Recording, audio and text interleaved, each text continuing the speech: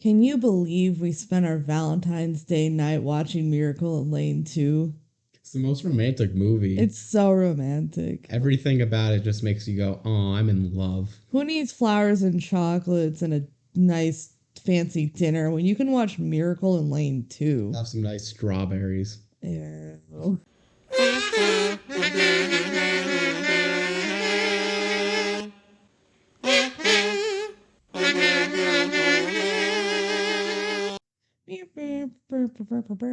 You always cut that part out when Yeah. you go. Yeah, I do. Why should I leave it? I feel like it could be funny if you leave it just every once in a while, not all the time. So I know where to put the intro, because obviously I wouldn't remember. Yeah, I just think it'd be kind of funny to just one time not do the intro, just do you going. Welcome, everybody, to the DCOM Duo podcast. We're the DCOM duo. I'm Kelsey. I'm Benji. We're the DCOM Duo. You're watching the DCOM duo. Hooray. This week we're talking about Miracle in Lane 2. Wow. Miracle in Lane 2 sure was a movie. Yeah. All right, that's all the time we had for you. I enjoyed Miracle in Lane 2. It's pretty good. I mean, there's positives and negatives to it, and we'll get to discuss a lot of them, but along with a lot of the other serious DCOMs that there are, it certainly tried to say something and succeeded in some ways and failed in others. Yeah. Yeah. I just, on this rewatch, watching it, I'm like, I'm not really bored. No, it's not boring, which a lot of the serious ones are boring. So, yeah. Yeah. Because it's still lighthearted enough that it's fun. Mm-hmm. And also, I actually really enjoyed the serious bits of it. Mm-hmm. I think I enjoyed those the most. Well, that was better than the haha funny moments, because I think the haha funny moments, unless they were extremely absurd, just didn't really land that well. But the serious emotions behind everything kind of landed. Although it's really a lot of death and dark thoughts. It is, but that's just kind of comes with the territory when you're talking about a disabled kid. Yeah. Well, on that note. Fan mail? I think it's time for some fan mail. We got another fan mail. We did? Yes. Can you guess from who? I've heard you tell me before. I'm not going to pretend to be honest. I don't know that my mom sent some more fan mail. I did not read it myself, though, so this will be my first time hearing it. Oh, am I reading it? If blah, blah, blah. If blah, blah, blah. Yeah. So we have another fan mail from our number one fan, Benji's mom. Shout out. All right. Fan mail time. I finished Spin yesterday. There's no greeting. It just starts with, I finished Spin yesterday. Mm-hmm. I'm glad you liked this movie. I learned about Kelsey's nail polish hobby and the cheating scandal on a chemistry exam in high school. That is true. I didn't know. You are correct that so many movies have the death of a parent as a key plot. You fan, Benji's mom. Thank you, Mom. I appreciate it. Thank you, Tammy, for writing Kelsey does like her nail polish. I do. I love my nail polish. Right behind me in my line of sight is probably 50 different individualized nail polishes. A lot. It's probably more than 50 if I'm being honest. I haven't counted, but I did just reorganize them. Yeah, I always try to have my nails painted in fun ways. It really works for the podcast. You all get the extra flavor of being able to hear about her nail polish. If you look at our profile pic illustration, my nails are painted in it. So.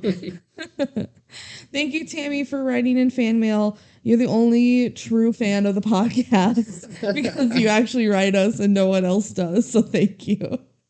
If you want to be featured on the fan mail, or if you don't, you just want to send us a message and say, don't read this out loud. We'll probably read it anyway because we're mean. Nah. Maybe I'll keep it a secret. I can't speak for Kelsey. Email us at thedcomduo@gmail.com. Yeah. Same title as the podcast, no spaces. Yup. Are you ready to get into some factos? Let's get into some factos. DCOM Duo factos. Miracle in Lane 2 was released May 13th, 2000. That's a pretty early one. Pretty early. Cycle. It was the 17th DCOM. Yeah. Yeah. Pretty early, still figuring out the formula. Yep. for sure. I was a little baby. I never watched this movie before the marathon. How about you? No, never. I don't think I knew of this movie's existence before. No, I didn't really know it existed either. I think my sister knew it existed, maybe, but I definitely never watched it. I don't think it was ever on, really. All right. This movie is directed by Greg Beeman. We have heard that name before because he also directed A Ring Around the Slight, which of course we have talked about. That's one of the podcasts we've already done. Yeah. So, yep, he directed A Ring Around the Slight, also Horse Sense, Brink, Under Wraps, the original, and Ultimate Christmas Present. Yeah. So a lot of the early DCOMs. Yeah. So we've already mentioned him before. We don't need to really talk about it more. Yeah. All right. Our cast. Our main character, Justin Yoder, is played by Frankie Muniz. Of course, he is most famous for his role in Malcolm in the Middle. He's Malcolm. He is Malcolm in the Middle. In the middle. Yeah. Yes. He is Malcolm in the Middle, which was a famous sitcom. Yeah. Was it like Nickelodeon? I think it was just like ABC. Really? I'm pretty sure I can find that real quick, but no, it was Fox. Okay. Yeah. Oh, yeah, he got nominated for an Emmy for his role in it. I didn't know that part, but like as a kid, that's probably really cool. I never watched Malcolm in the Middle. I've seen a couple episodes. Everything I've seen of it, I do like. It's just no, I've heard it's good. I've obviously I've heard of it. It's a pretty big show, mm-hmm. but never watched it. He's also I'll let you go, and if you don't mention it, I'll mention it. Okay. Frankie Muniz is also in Big Fat Liar. That's what I was gonna mention. That is my favorite DCOM DCOM. It's not a DCOM. Yeah. I definitely it used to play on Disney Channel. I don't think I ever watched it through, but I got bits and pieces of it. I knew it existed. I'm pretty sure, isn't Amanda Bynes in that one? I believe so. Yeah. So Big Fat Liar is one of those DCOM adjacent movies. That it feels like a DCOM, but it's not. Yeah. Yeah, and we're only covering the official DCOMs and High School Musical 3. Of course. Because we're not going to go High School Musical 1, 2, and Sharpay's Fabulous Adventure. Yeah, no, we got to talk about High School Musical 3 also. Mm-hmm. Yeah. Frankie Muniz was also in the movie Racing Stripes. He voiced the zebra in Racing Stripes. Do you remember that one? I never watched it, but I know it, yeah. I definitely did watch it as a kid. It's about a zebra that enters into horse racing. And he can talk. He can't talk to humans, but the horses talk to each other. Mm-hmm. And Frankie Muniz apparently voices the zebra. And his name is Stripes. I don't remember that part, but apparently the zebra's name is Stripes. Iconic. Frankie Muniz was just the verifiable kid star of kid stars. I feel like a lot of people know the name Frankie Muniz. I think people know the face, people know the name. He was a big deal. Yeah. He's not really anymore. I don't think he really does acting anymore. No, I don't think a ton. The only other thing I wrote down, because he does one-off things here and there, whatever. He was in Sharknado 3. Nice. And the subtitle for Sharknado 3 is, "Oh, hell no." Yeah. So, good for you, Frankie Muniz. I had a couple things I want to mention on Frankie Muniz before we move off that. Number one, important to say this, and every time we're going to get to one of these serious topic DCOMs, especially for one of the year 2000, I think we both, Kelsey and I, have the same opinion on this general thing, where it's good to see a disability representation movie. It obviously would have been better to get an actor who, was disabled and do that. If there was an actual wheelchair-bound kid actor that could do this, A, I feel like they could do the role probably better than Frankie Muniz could, and B, that would be great because that's creating opportunity in a role where they could do it. But don't let great be the enemy of good. The fact that there is a movie like this could definitely be inspirational to some kids, and just the act of seeing this on a screen that you're watching as a kid is important. So I'm not going to harp on that too much. Yeah, especially again for the year 2000. Yeah. We got to remember, I would be more mad about this if this happened this year. Yeah. Yeah. For sure. Number 2 is Frankie Muniz is now like a race car driver. He is? Yep. Shut up. No, this is a fun fact I've been waiting to say. I got it right here on his Wikipedia page. He is a full-time race car driver. That's his main job now. Do you think this movie inspired him to become a race car driver? Potentially a little bit. He stopped acting in 2008 to go do race car driving. So 8 years later. Yeah. So it definitely could be Wow. something. I don't know. I haven't looked too deep into this, but it just says he's had a long interest in car racing and did a lot of stuff for that. So, and That's now he pretty does. fun. He did get to a bad crash in it once, which is the last thing I'm going to mention about him, where there's a tragic thing about Frankie Muniz where he's got like some serious amnesia. There's like Oh. full days of filming and like not years of his life. I think he said that was taken out of proportion, but just genuine presence of time where he does not remember a single thing. Wow, that's really scary. Yeah. Wow. Like he does not remember really filming Malcolm in the Middle. Oh, that sucks. His like what he's known for, Yeah. his biggest role, it's like now gone from his memory. That sucks. That's scary. All right, moving on for the rest of our cast. The older brother Seth is played by Patrick Levi's. I'm not sure. He apparently was also in Brink. Oh. He's one of the friends. His name's Peter in the Yeah. movie. Yeah. That makes sense. He's just one of the squad. Yeah, he's one of the squad of like the good guys squad, you know. So he Brink. was a Disney star. Well, yeah, star yeah. in a very loose term. He was also on a show on Disney Channel. Okay. Called So Weird. It aired from 1999 to 2001, and it was about like paranormal stories. Gotcha. Yeah. I never heard of it. Like, I was very small. I was a little baby.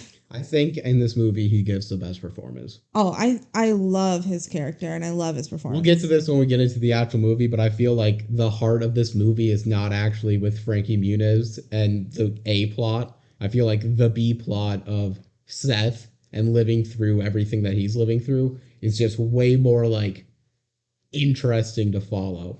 I totally agree. Yeah. All right. The mom is played by Molly Hagan. She's from Minneapolis, Minnesota. Shout Represent out. Minnesota. Woo. She, of course, is in Princess Protection Program. And in Princess Protection Program, she does this weird, like, Russian accent. Of course. Of course. I mean, it's Princess Protection Program. What bad thing are they not having them do? Yep. She's also the mom in the Nickelodeon show Unfabulous with Emma Roberts. So You know that. I used to watch it. Yeah, it was on Nickelodeon, so it has nothing to do with our podcast here. Apparently she was in a couple of like the Air Bud movies. Oh, that I know all about. Wish we could watch them, but they're like not streaming Give anywhere. us a like whatever streaming package has Airbud. If someone knows of one that does, I want to marathon them all. Why are they not on Disney Plus? Like the Air Buddies movies are. And those are just worse. I want to watch actual Air Bud. Yeah, I want to watch a dog play sports and then the referees to be like, there's not a rule that says a dog can't play basketball. That's what I want. I also don't want to pay individually to rent them. Yeah, no, that it's just too much at that point. That's too much. And pirating, like, yeah, I theoretically could. I'm too but lazy. At what point do I say I care so much in my life that I'm going to go pirate Airbud? I feel like that's a low I'm not ready to hit. Yeah, I'm ready to stream it. I want them to just be available on like Disney Plus or something. What the heck? I also, every time I go to Goodwill, I like just kind of briefly skim the DVDs in case there's a random Air Bud I can pick up. That would be great. I'm not ashamed. Shout out Airbud. Last thing I have for Molly Hagan, like she's done a lot of like one episode things, you know. She was apparently in the movie Sully. Yeah. I don't know how big her role was. She ain't Sully, and that's the only character I know from Sully. I think she played one of the passengers. I never watched Sully. Mm-hmm. So, but yeah. Thought that was cool. All right. Our dad of the movie is Rick Rossovich. Apparently he was in Top Gun. His character's name is Slider. Yeah, everyone in Top Gun has to have their pilot name, which is just they have a name and then they also have their fun name, and they only ever get called their fun name. I've never seen either of the Top Guns, but you just watched Top Gun Maverick. I just watched Top Gun Maverick like a week ago. Is there a Slider? I don't remember a Slider. I don't think I saw Top Gun Maverick. I saw Top Gun specifically. I think only like 3 people from the old movie came back. That makes sense. Probably four. Probably four. Yeah. Okay, he was also in The Terminator. His character's name is Matt in that one. So I've also never seen Very Terminator. important character, Matt. Yeah, right?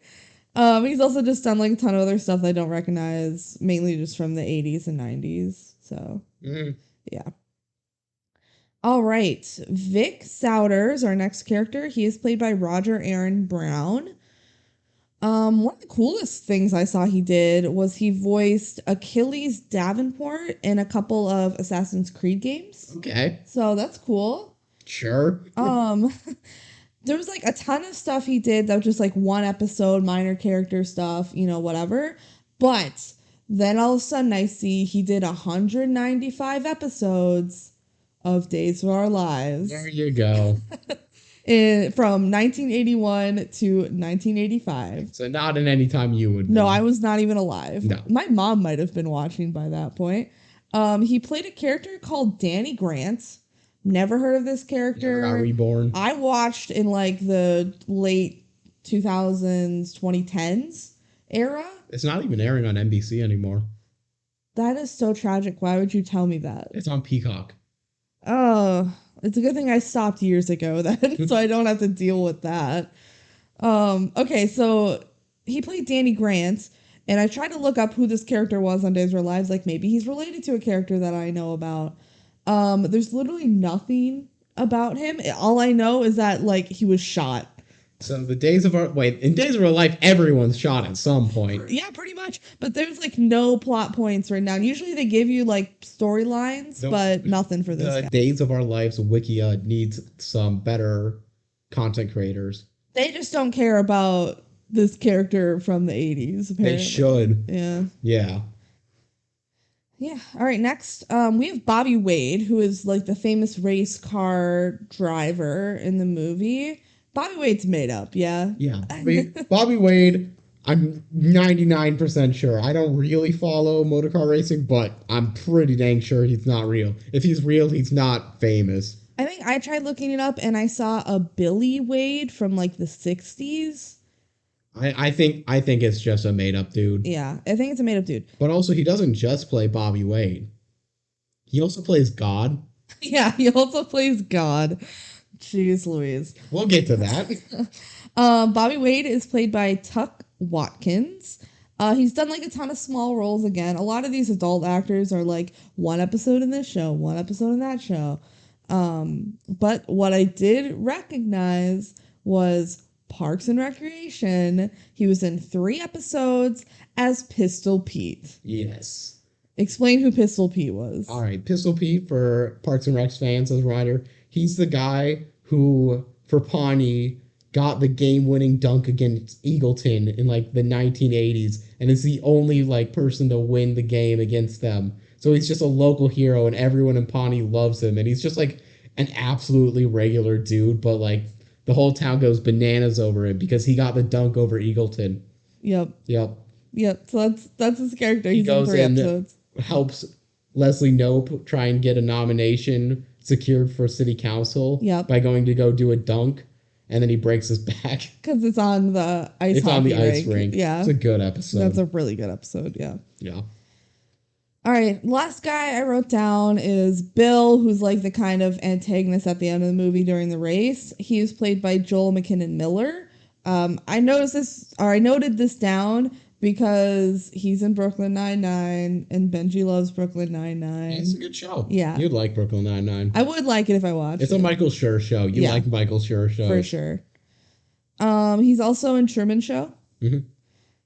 He's also in the Jenny Project, which is DCOM, so we'll see him again. No, he wasn't a big actor really until Brooklyn Nine-Nine. Yeah. I wouldn't say he's used that to leap into new bounds or anything, but he was part of the main cast, but he was a side character of the main cast for the entire run of the show, and it's like a 9-season show, so. Yeah.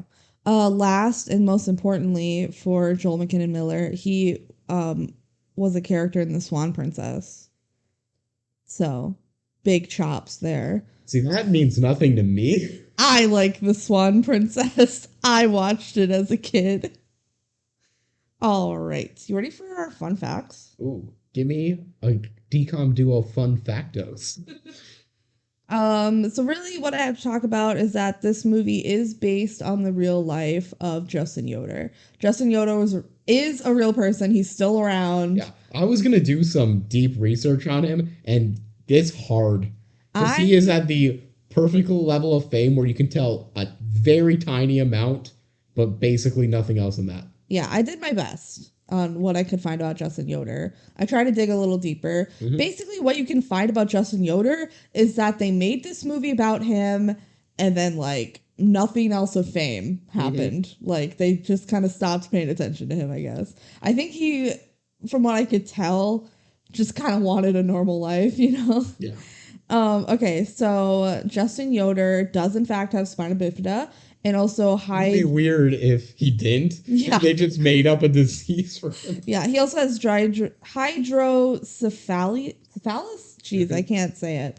But that's what causes the spinal fluid in his brain, and it doesn't drain properly, so he has a shunt to drain it. All of that is true. That they talk about this in the movie. All of that is true. Yeah. He was the first child with a disability to drive in a soapbox derby. In the All-American Soapbox Derby is what the tournament's called. That's a very creative thing. Yeah.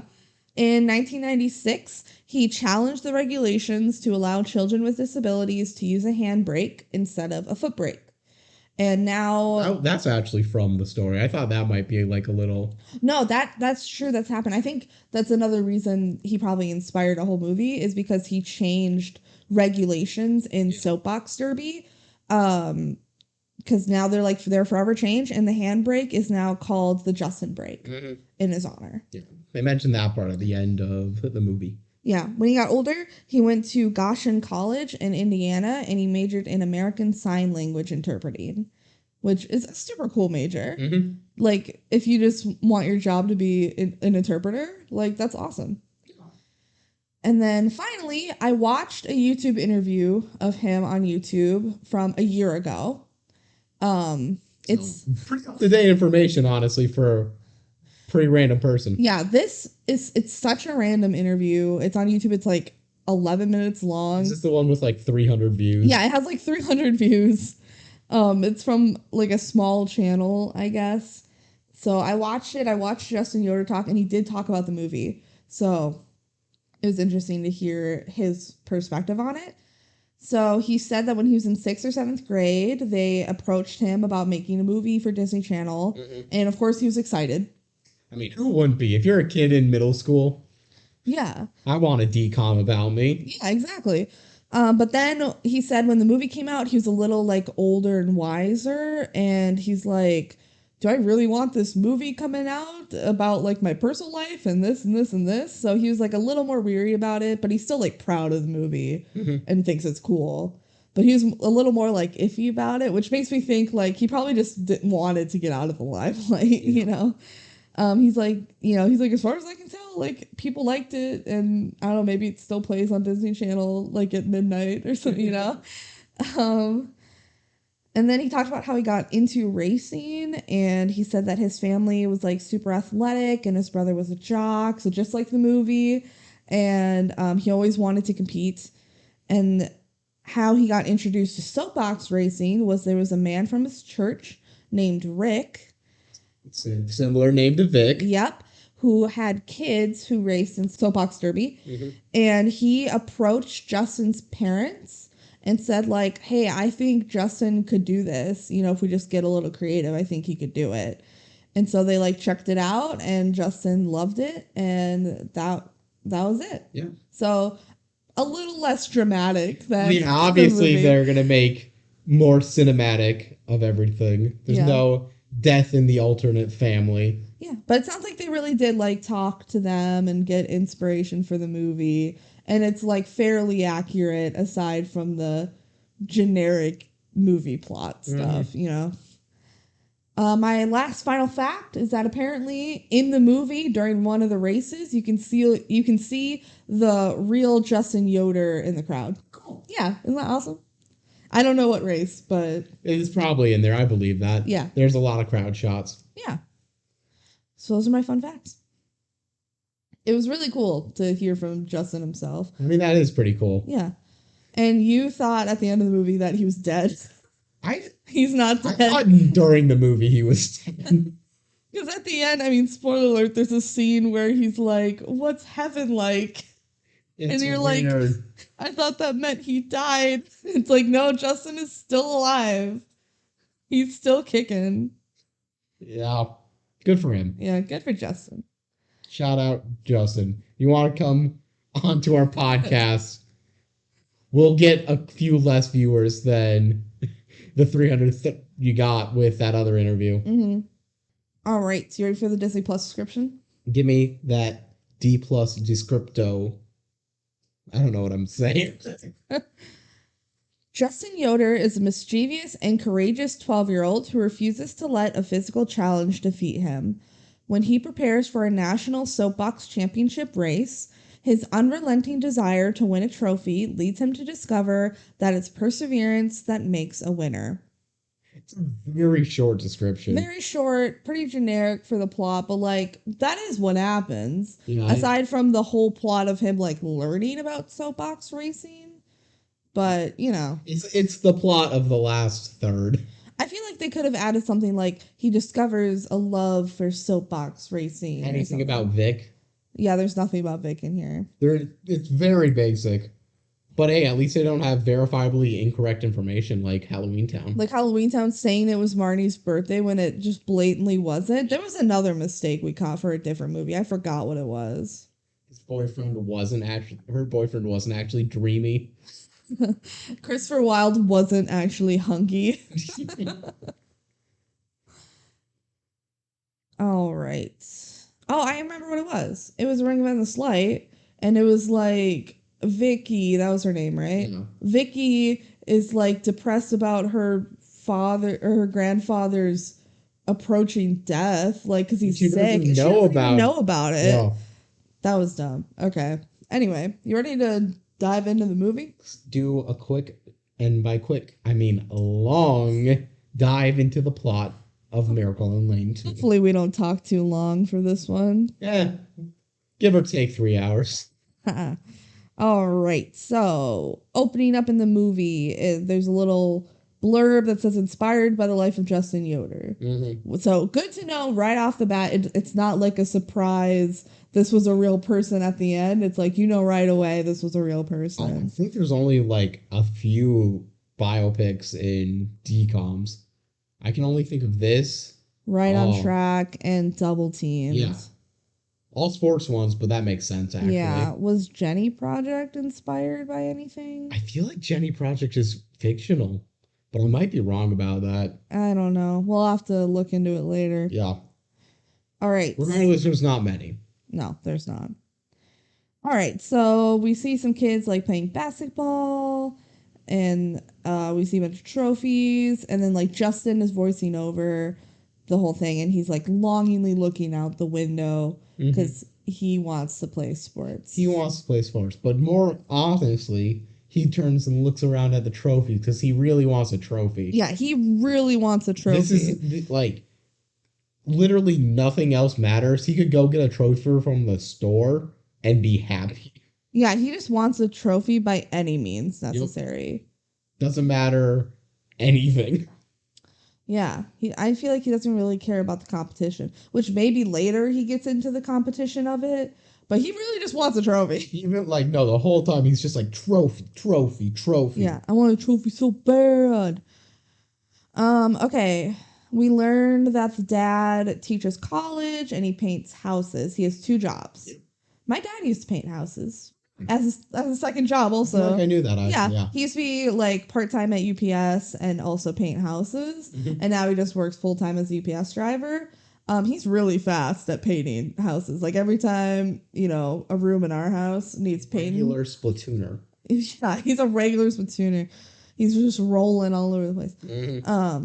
Yeah, he's really good at it, which makes sense. He did it for a living for a bit. Okay, I wrote down that like the mom's on the phone, right? We learn later she's like a real estate agent or whatever. The mom and dad like totally make out Oh, they while do she's on the during this phone. phone call. Yeah, It's the mom and dad are very into each other the they are. entire film, Yeah. and the movie wants us to know that. And I question why it's so carefully trying to tell us how into each other they are. There are like 5 different moments in this film where the whole point of the scene is like, hey, these two really like each other. Yeah.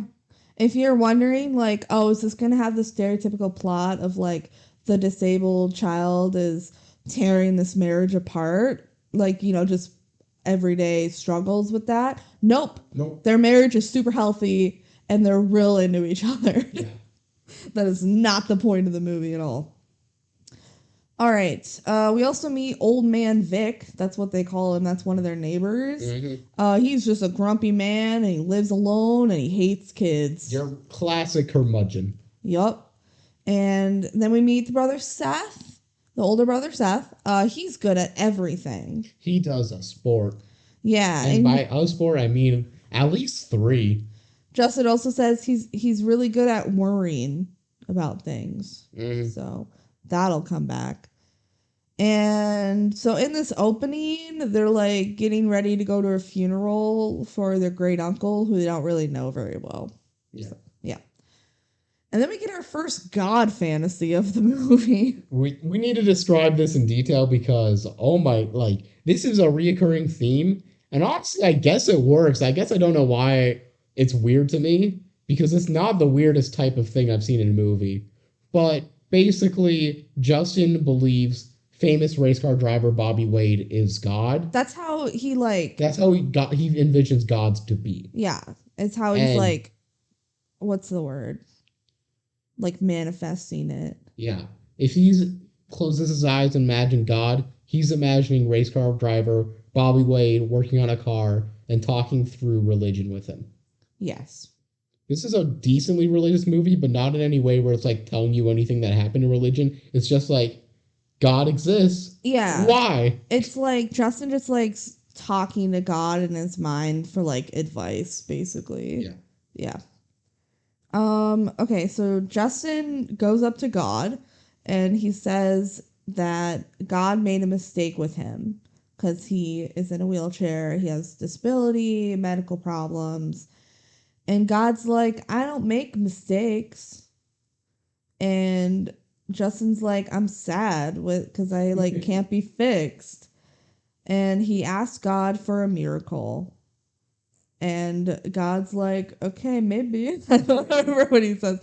And also he's like, you look a lot like Bobby Wade, the race car driver. And then Justin gets pulled out of his fantasy and he gets ready for the funeral. And apparently Seth doesn't have to go to the funeral. He got a stomach ache. What the heck? He's like, I don't want to go. Dad isn't making me go. I wonder if it's because he has anxiety. And It's because we learned throughout the film, having some mental health issues, and this is just them, like, giving some, taking some to work out what's best for him. Yeah.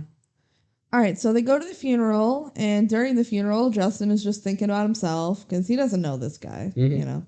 It was his great uncle, but, like, never really met him. So Justin starts, like, fantasizing about his own funeral. And he's like, I wonder what people would say about me, like the great things I did in my life. And he can't think of anything. He can't think of anything. It's just really that he has a wheelchair. And then the guy like doing the service starts like talking about how awesome the wheelchair is. It was pretty funny. Yeah. The wheelchair starts floating out of the grave. Yeah.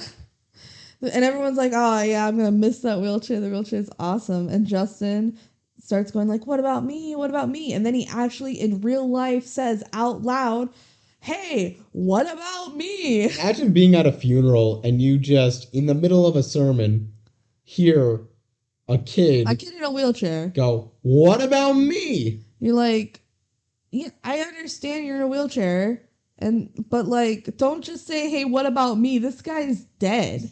You're not dead. And everyone just kind of looks at him and then the scene's over. Side note, no one ever actually does this in real life. This is something I talked about when we were watching this.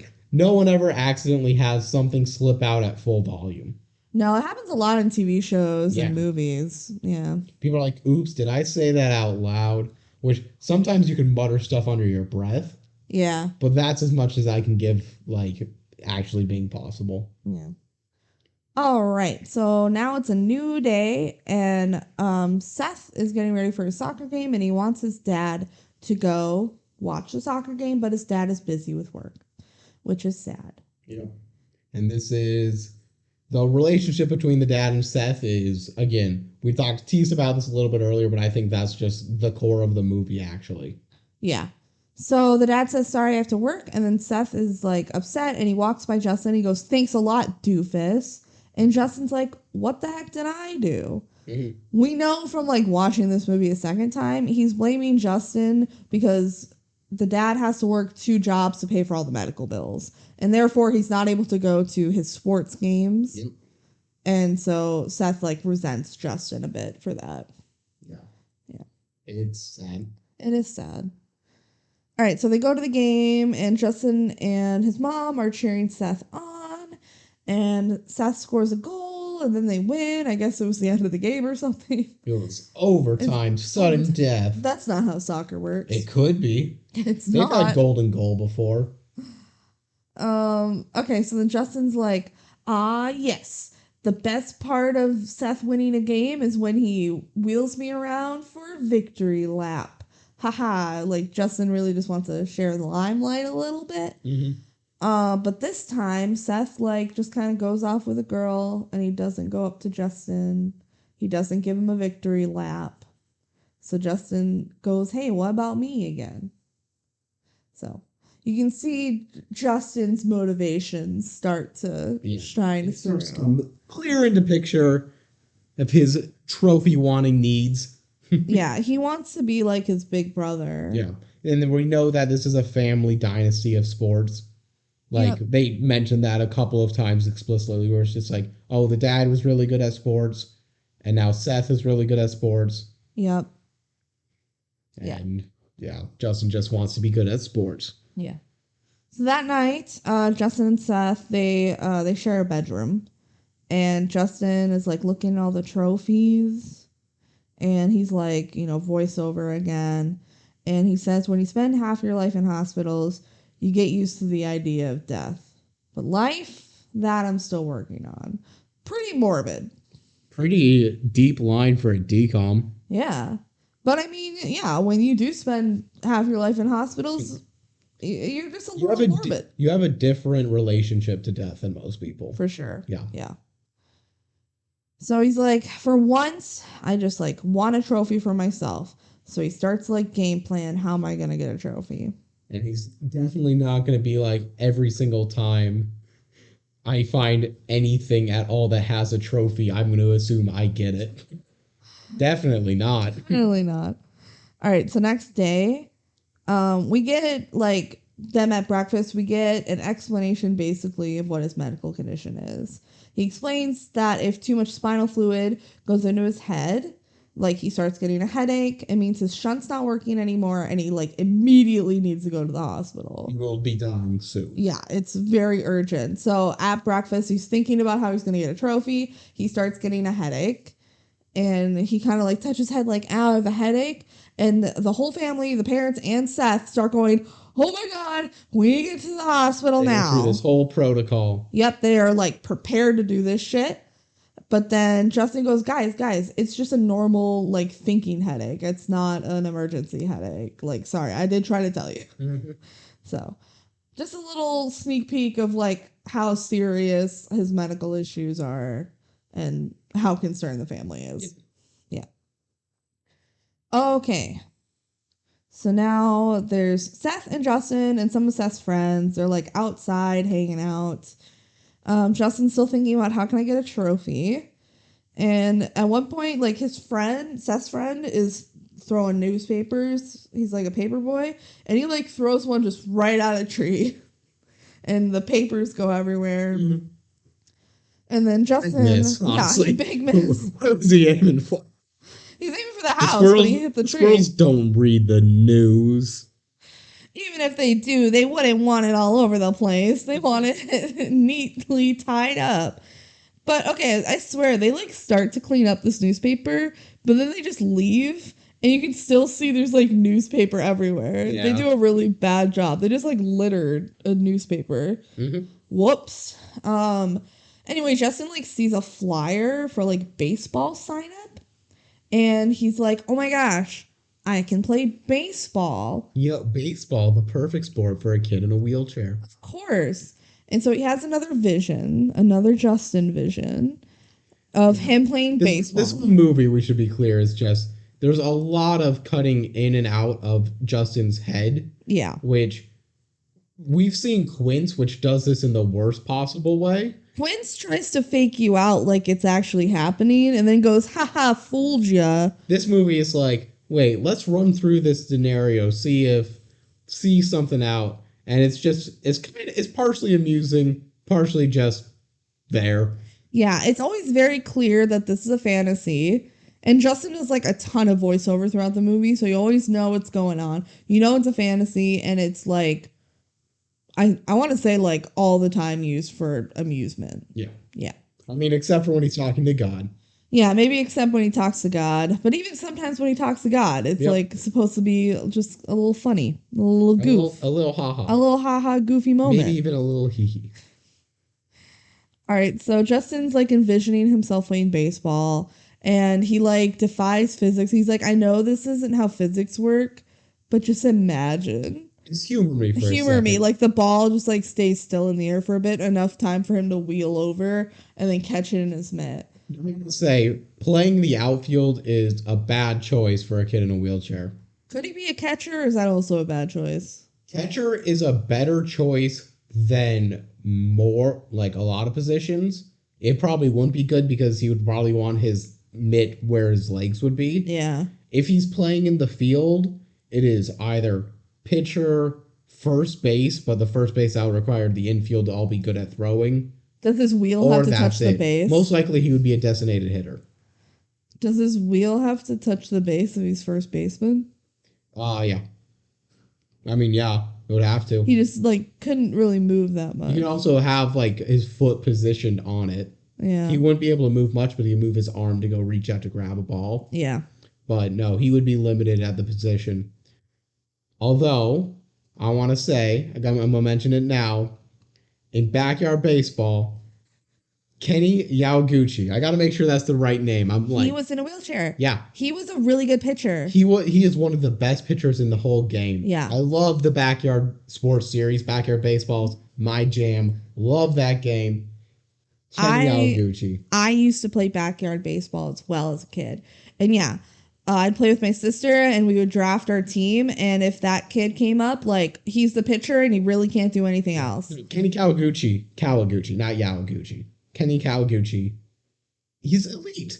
He's not as good as Pablo though. No, he's not as good. No one in existence is as good as Pablo, but he's a better pitcher than Pablo. You don't get Pablo and make him your pitcher. No, that's a waste. That's a waste. You know, like pitcher's very important, and he can fill in pitch for you. But Pablo Sanchez is your home run hitting slugger who can play the shortstop and just will absolutely never drop a ball. Always get his throw in on time. Can steal bases. Can hit for power. Absolute 5-tool athlete. Short king. Oh, absolutely. Love him. Pablo Sanchez is an icon. When me and my sister would play, sometimes we were like playing against each other. If Pablo came up in the roster, sometimes we would just start over because it's like whoever has Pablo, that's not fair. It's too good. It's too good. We gotta get a new roster where Pablo's not in the mix because whoever has Pablo just has a huge fucking advantage. Mm-hmm. Yeah. Yeah. All right. Kenny Kawaguchi, though, back to him. Good pitcher. Yeah. I could talk all day about the backyard baseball lineups, and honestly, I would like to. This movie was fine, but if we want to transition to a backyard baseball podcast, I'm okay with that. But maybe we should get back to the movie. Yeah. All right, so back to reality. There goes gravity. There goes gravity. Justin catches up with Seth and his friends again, and they start like gossiping about old man Vic and how much he hates children. Man, I hear he takes people into his shed and murders them. Holy shit. So, Jerry, classic DCOM neighbor who's a grumpy old man but has a heart of gold if you can crack it. Yeah, Boo Radley, am I right? Yeah. Yeah. Okay, so Justin like shows Seth the baseball sign up. Seth is gonna bring out my lisp. That's the S and the TH. That's a tough road for me and my speech You therapy. could go the bro. Bro. So broski. Broseph. Broseph. Broseph. Broseph. Why do I like the name Broseph? I hate it. Yo, Broseph. Um, It sounds like you're gonna say Broseph, you know? yeah, Broseph. um, Justin's like, I can play baseball and I can play in the same league as you. And Seth's like, I don't know. My league is a little bit different than like T-ball, which is the last time Justin did like any kind of baseball. It was T-ball. He's like, I don't know. My baseball league's pretty cutthroat. And Justin's like, come on, please. And Seth's like, all right, if you play your cards right, like I'll help you out with mom and dad. Follow my lead. Yeah, which is really nice of Seth. So then we get to dinner. Yeah, that would be nice if he followed through. Yeah, he really doesn't follow through with how nice he's being to Justin right now. So at dinner, they start with like a prayer, and Seth is leading the prayer, and he's like, I hope the hungry can get better food than we have. Yeah, he's roasting his mom's cooking because she's minestrone soup. She's a business woman. Okay, she doesn't Slay have queen. time. Slay queen doesn't have time to make a good dinner. She should have gotten takeout. Honestly, it's what I would have done. Okay, so but Justin is like, oh, but this soup is so good, It's Mom. 10 out of 10, Mom. It's so Give me good. more soup. Yeah, and Seth just goes like, come on, like he's just faking it so that you let him play baseball. Like he just lets it slip immediately. It's just like, okay, you're being annoying. I'm giving up. You're going now. Justin wants to play baseball, guys. And Justin's like, great, there goes my whole plan. I'm like, okay. So then we cut to another fantasy of like a family court where Seth is the comes judge. Back a couple times. I think just one more time. I really like this sequence, actually. I think it's really fun. So Seth is the judge, and then it's the prosecutor is dad, and the defendant is mom. The mom is defending Justin over the case of can Justin play baseball. So they have this like whole little courtroom scene where they give their arguments of why Justin should or shouldn't play baseball. I like the part where he's like, Justin wouldn't really be able to play baseball, and the mom's like, objection, he did great in T-ball.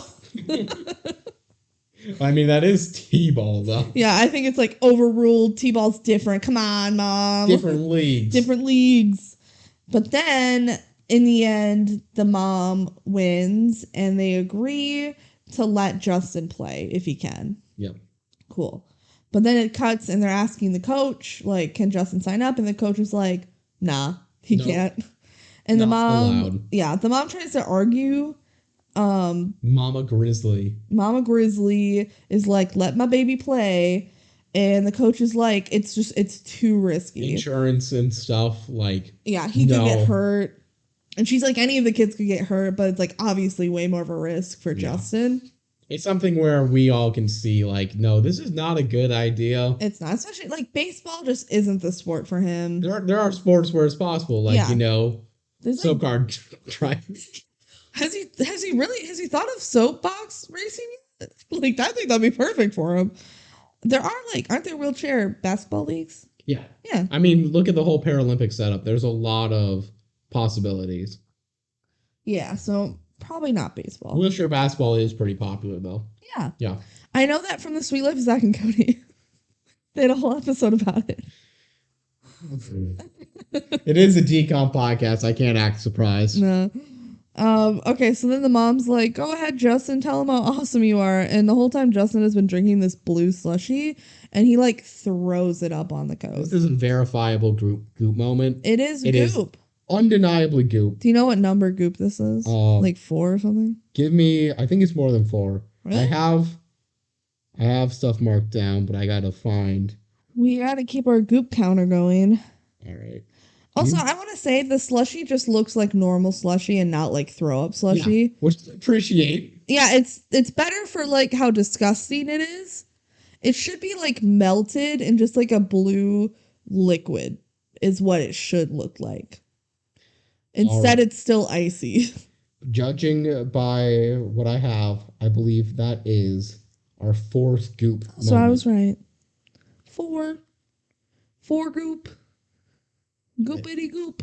I think we've had a goop in each of our last 4 movies. Yeah, Maybe lucky there was us. one without. Tangled. I don't think Tangled had a Didn't goop. have a goop, Yeah. but you have 4 around that. Yeah.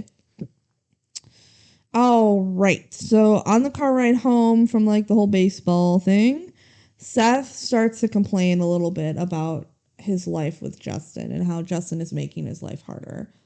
He's like, I'm tired of Justin not being normal. He's always like puking and peeing himself or something, you know, something's going on.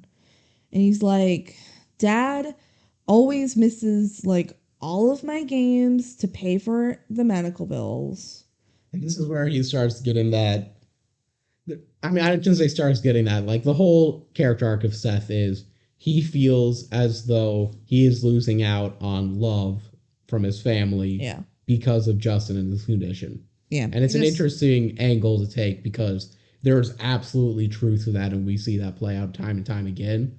But it's obviously much more nuance than that. Yeah. He just wants Justin to be normal. Yeah. Yeah. He also says that he doesn't want Justin to come to any more of his games. And Justin is honestly hurt by that because he loves going to Seth's games. He really enjoys watching his brother. He really wanted to do the victory lap around the soccer field and everything. Like, it's this. I feel like that doesn't actually come back that much because later on, not too like many days in the future, we see Justin going to one of Seth's games. Yeah, no, later he does. Yeah. So I don't think that's ultimatum. I think that's more a heated moment. Yeah, Seth drops it for sure. Okay, so there's another God vision. This time he's in a race car with God. And Justin realizes that he's just not cut out for baseball. He's like, yeah, it actually probably wouldn't have worked out. But so he needs to find something else he can do. And then he like wakes up all of a sudden. He goes, chess. It's just, imagine that. You just wake up, sit up in the middle like of the night and go, chess. Chess is my avenue to win a trophy. Because chess, you just sit there and you play the game. Oh, he absolutely can play chess. Absolutely. He drops it too quickly. He wanted a quick way to get a trophy. Not again, he doesn't care about the competition of it at all. No. He just wants a trophy. Yeah, he wants a trophy basically as fast as possible. And he thinks that winning a chess tournament's going to be easy. Yeah. Yeah. So he's like talking with Seth, like, I'm going to play chess. And Seth's like, you're like, what? What makes you think you can win a chess tournament? And Justin's like, I've been practicing for 3 days. 3 days of chess practicing. Obviously, I'm going to win a trophy. Easy. Easy peasy. I bet he even knows what an en passant is. Yeah. What a man. So Justin guarantees Seth. He's like, I'm guaranteeing I'm going to win that chess tournament. He takes it seriously. Yeah. So then Dad and Seth leave in the car, and Justin asks, like, why are they leaving? Where are they going? And the mom says that they're going to the doctor. And Justin is like, that's a little sus. Just I'm gonna put a pin in that. gonna put a pin in that for later. All right. So then the mom drives Justin to the chess competition. And she says, are you sure you don't want me to stay? And he's like, no, I got it. I'm 12. I can win this. I can just stay at a chess tournament by myself. What if like a medical emergency happened? Someone there, hopefully he could say, call an ambulance, call an ambulance. Let me call the ambulance. Justin's crying on the course. That's a Survivor reference. Watch Survivor. All right, so Justin goes to enter the chess competition, and there's a lady there that's doing the check-in, and she's like, there's two groups. There's like the younger group that's like 10, 11 about, and then there's the older group that's like 12 plus. And she's like, what are you, like 10 years old? And Justin says, today I am. Yeah, he's like, I'm about 10, because he, thinks if he can act younger, if he can get in the younger group with like 10, 11-year-olds, easier way to win a trophy. They're going to say, are you 10? You just go, yeah, that lady fucked up. You don't just assume his age. No. Kids, especially, okay, if the difference between the kids is like 10, 11, 12, and you have to know the difference between like 11 and 12, don't just assume. Kids sometimes look way younger or older than they actually are. Mm-hmm. What the heck, lady? You're letting this kid cheat. Luckily he's just sucks at chess. Yeah. Otherwise, this could have been a huge scandal on your hands. Yeah, so now... Well, everyone needs that trophy. Now he's playing chess against a younger kid, and he's, like, super cocky about it. He's like, haha, I'm definitely gonna win. Haha, check. He puts the kid in check, and the kid kind of sighs and goes like, you idiot. He doesn't say that, but that's, the vibe. And then the kid moves a piece and goes, checkmate.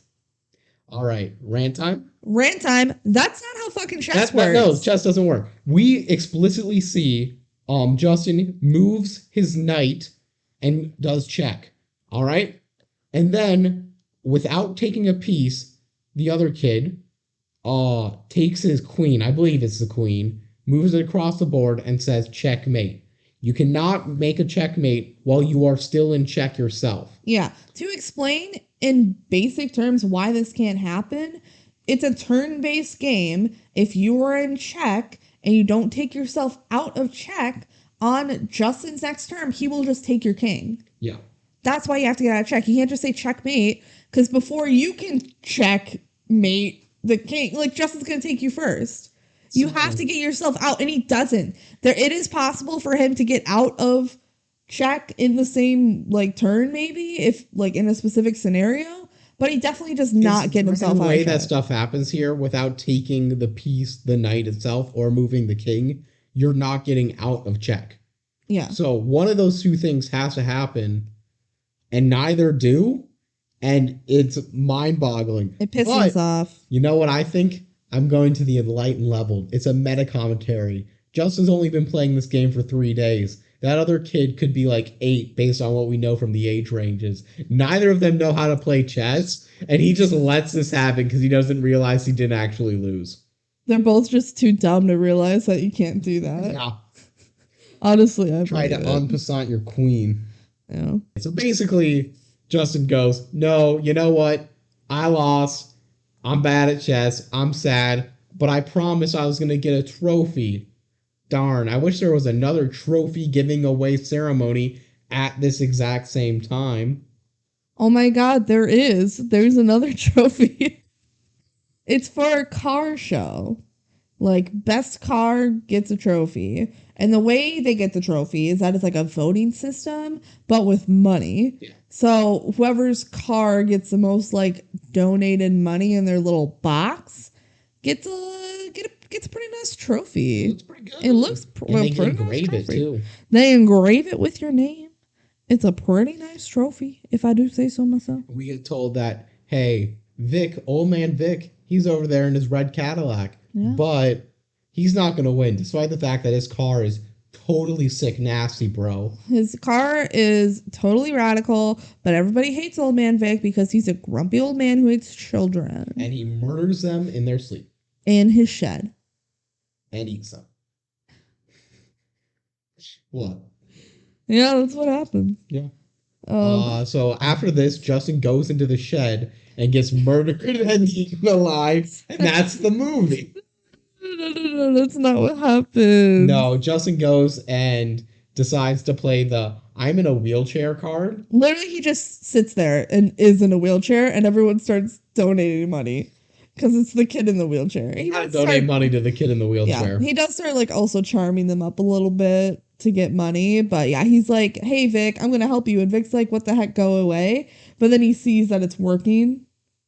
And I guess Vic wants to win. And Justin says, like, I'll help you win. I'll be the kid in the wheelchair sympathy vote if you give me the trophy. Yeah. And Vic is like, sure. Oh, that's a hunk of metal. Maybe he just wants the money. I don't think they get the money, but maybe they do. They don't keep the money. I would think it's like donation for a cause. Well, then what's the point of winning if you don't get the trophy? Like, he just wants to win. He just wants to win. He likes the car for it being a car. He does like his car. So while they're at the show, Justin sees his doctor. Mm-hmm.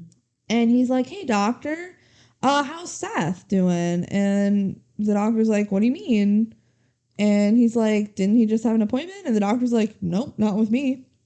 Ooh. So it's a sus. It's a little sus. Different doctor.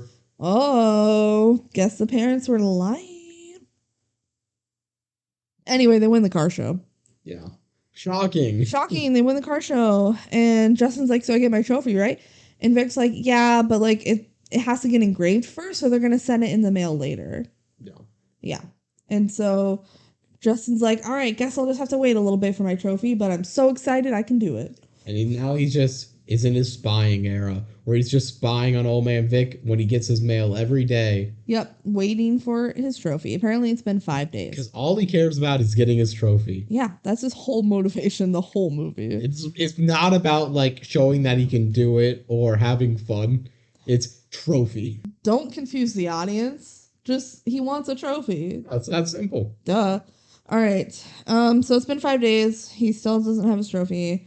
And Justin sees Seth and the dad leaving again. Ooh. And Justin's like, I'm going to do some investigating because I don't think Seth is going to the doctor. He's got to be doing something else. It's so sus. So he starts like snooping around his parents' bedroom, looking for like a doctor's note. Something of interest. Yeah.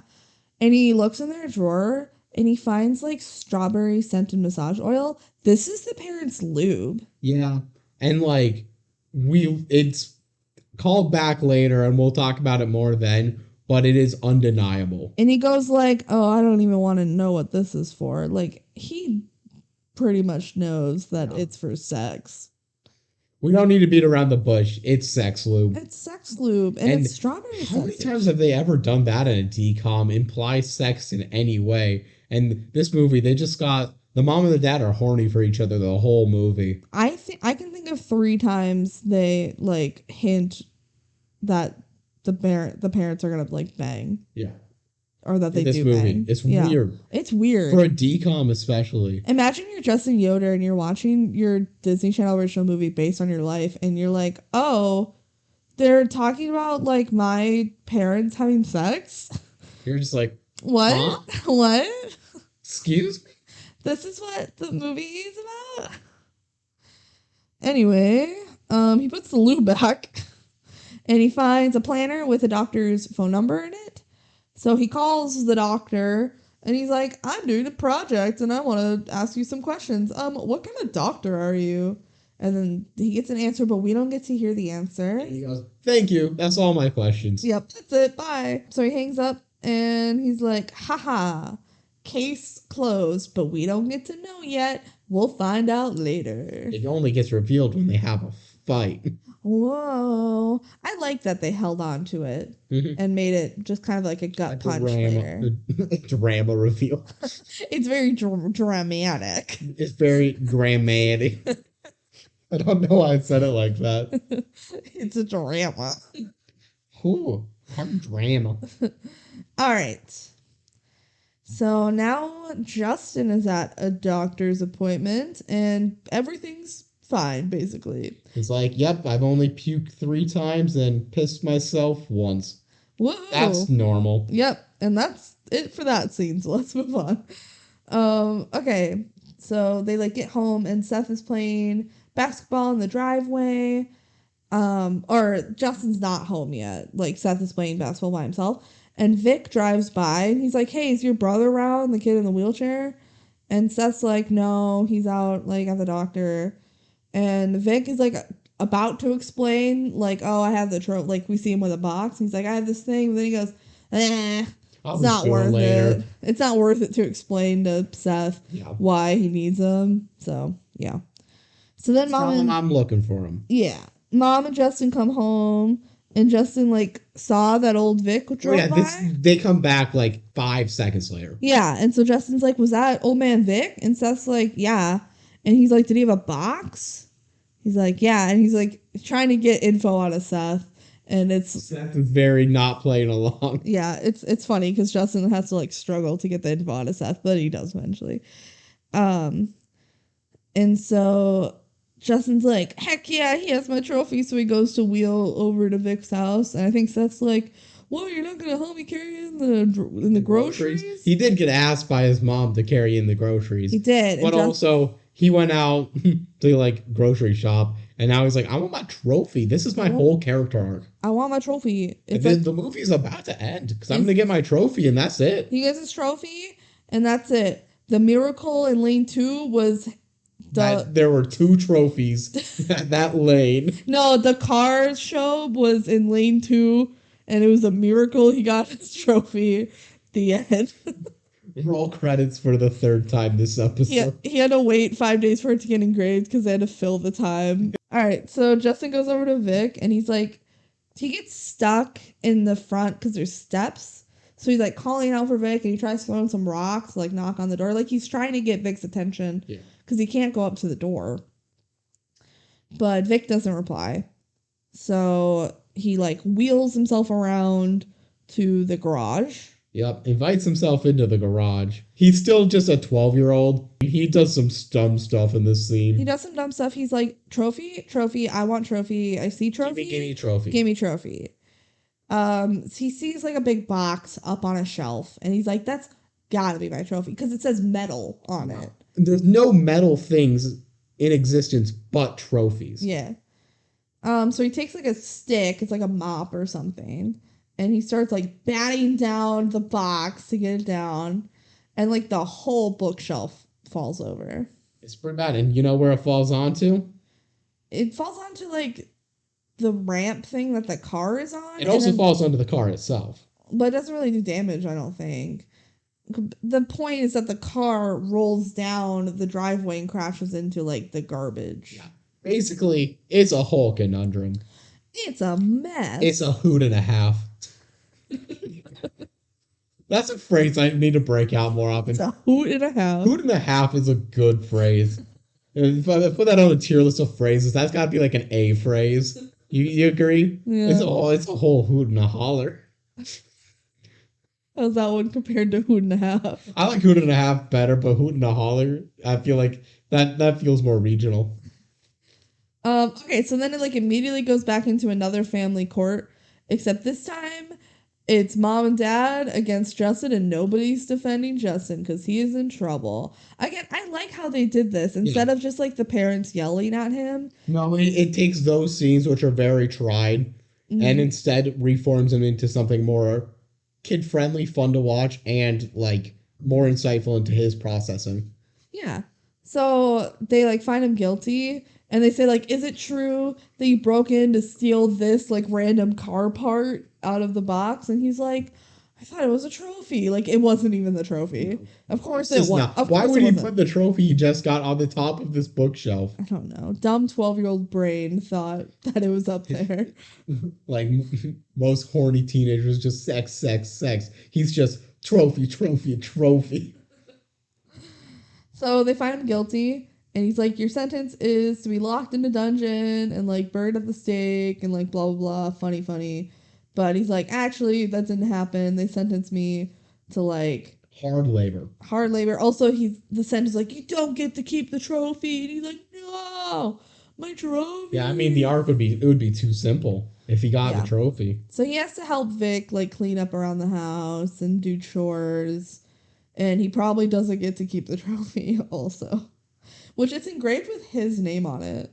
So I guess Vic is just going to keep the Justin Yoder car show trophy. You'll just always be able to look at that and go like, it was a weird day. That was weird. Like, I was going to give this kid this trophy, and then he like wrecked my shit. He trespassed on my property and broke my property. And now his name is on my trophy. I wonder if I could give it back and have them re-engrave it. But he's just like, okay, I'll go do some hard labor for you. Let me go paint. Yeah. So Vic starts like showing Justin what to do around the house, and Justin's like, "What about the shed?" And Vic's like, "No, stay out of my shed. Shed is off limits. Mm-hmm. All right, it's because it says murder shed. Duh." There's also like a short scene between the mom and dad, Justin's mom and dad, and this is another time where the dad kind of propositions the mom for sex. Not by saying, "Do you want to have sex?" He kind of like kisses her, like maybe on the cheek a bit, and was like, "Ooh, we have some time alone." And she goes, "I can't. I want to, but I have business to I have do." to go do a business, babe. So, yeah, the parents have sex. Ooh, Regularly. regularly. All right. Yeah. Other than that, like the scene isn't really much. No, just your typical like we're concerned parents of our disabled child. There's never a moment in time where you feel like these parents don't care about. Oh, they definitely do, and they're trying their best. Like obviously they're not perfect, but they're pretty good parents. Like I think they're good. They're parents. pretty good. Yeah. All right. So that night, Vic is out in the garage with Justin, and Justin's done for the day. He's like, "I still really want to check out that shed though," and Vic's like, "Nope, no shed." So then that night, Justin asks Seth, like, "What do you think is in the shed?" And like, maybe he's a murderer. Maybe you guys weren't lying. Yeah. So then we get another God fantasy. And this time, God is like roasting marshmallows over a blowtorch. God is mad. Yeah. And Justin's like, "Why aren't things working out? Like, I wanted a miracle. And now I'm like working for Vic. Like, give me something to work with." And God's just like, "Be patient, bruh. Dude, Toast we're like some marshmallows." 30 minutes into this movie. Like, you're gonna have a character arc. Don't worry about it. Honestly, it takes a long time for them to even mention soapbox. Oh yeah, they've not mentioned soapbox raking at all in Wasn't this it movie. like 45 minutes or something? It was like halfway almost, I feel like, in the movie before we even know what it is. Yeah. Which is fine. Like they establish a lot with the family dynamics and with Vic, so it's fine. All right, so the next day, Justin is like hammering just a random nail in a random wall. It's quite funny because it's very clear like they want to show him doing hard labor, but they don't want to damage the set or like make him do stuff that looks like it's real. So he's just hammering into the sideboard for no reason. No reason. Why? But it's hard work. Why do they need a random nail there? So then Vic brings out some like milk and cookies for a snack. He's being nice to Justin, but the cookies are like really hard because he left them out. Yeah. So Justin's like, "Ugh, thanks. This is awesome." Like it's not great. So Vic is like, "I gotta say, like, I'm pretty impressed with your work ethic. Like, I thought you were gonna complain a lot. No, he's a hard worker. He's a good worker."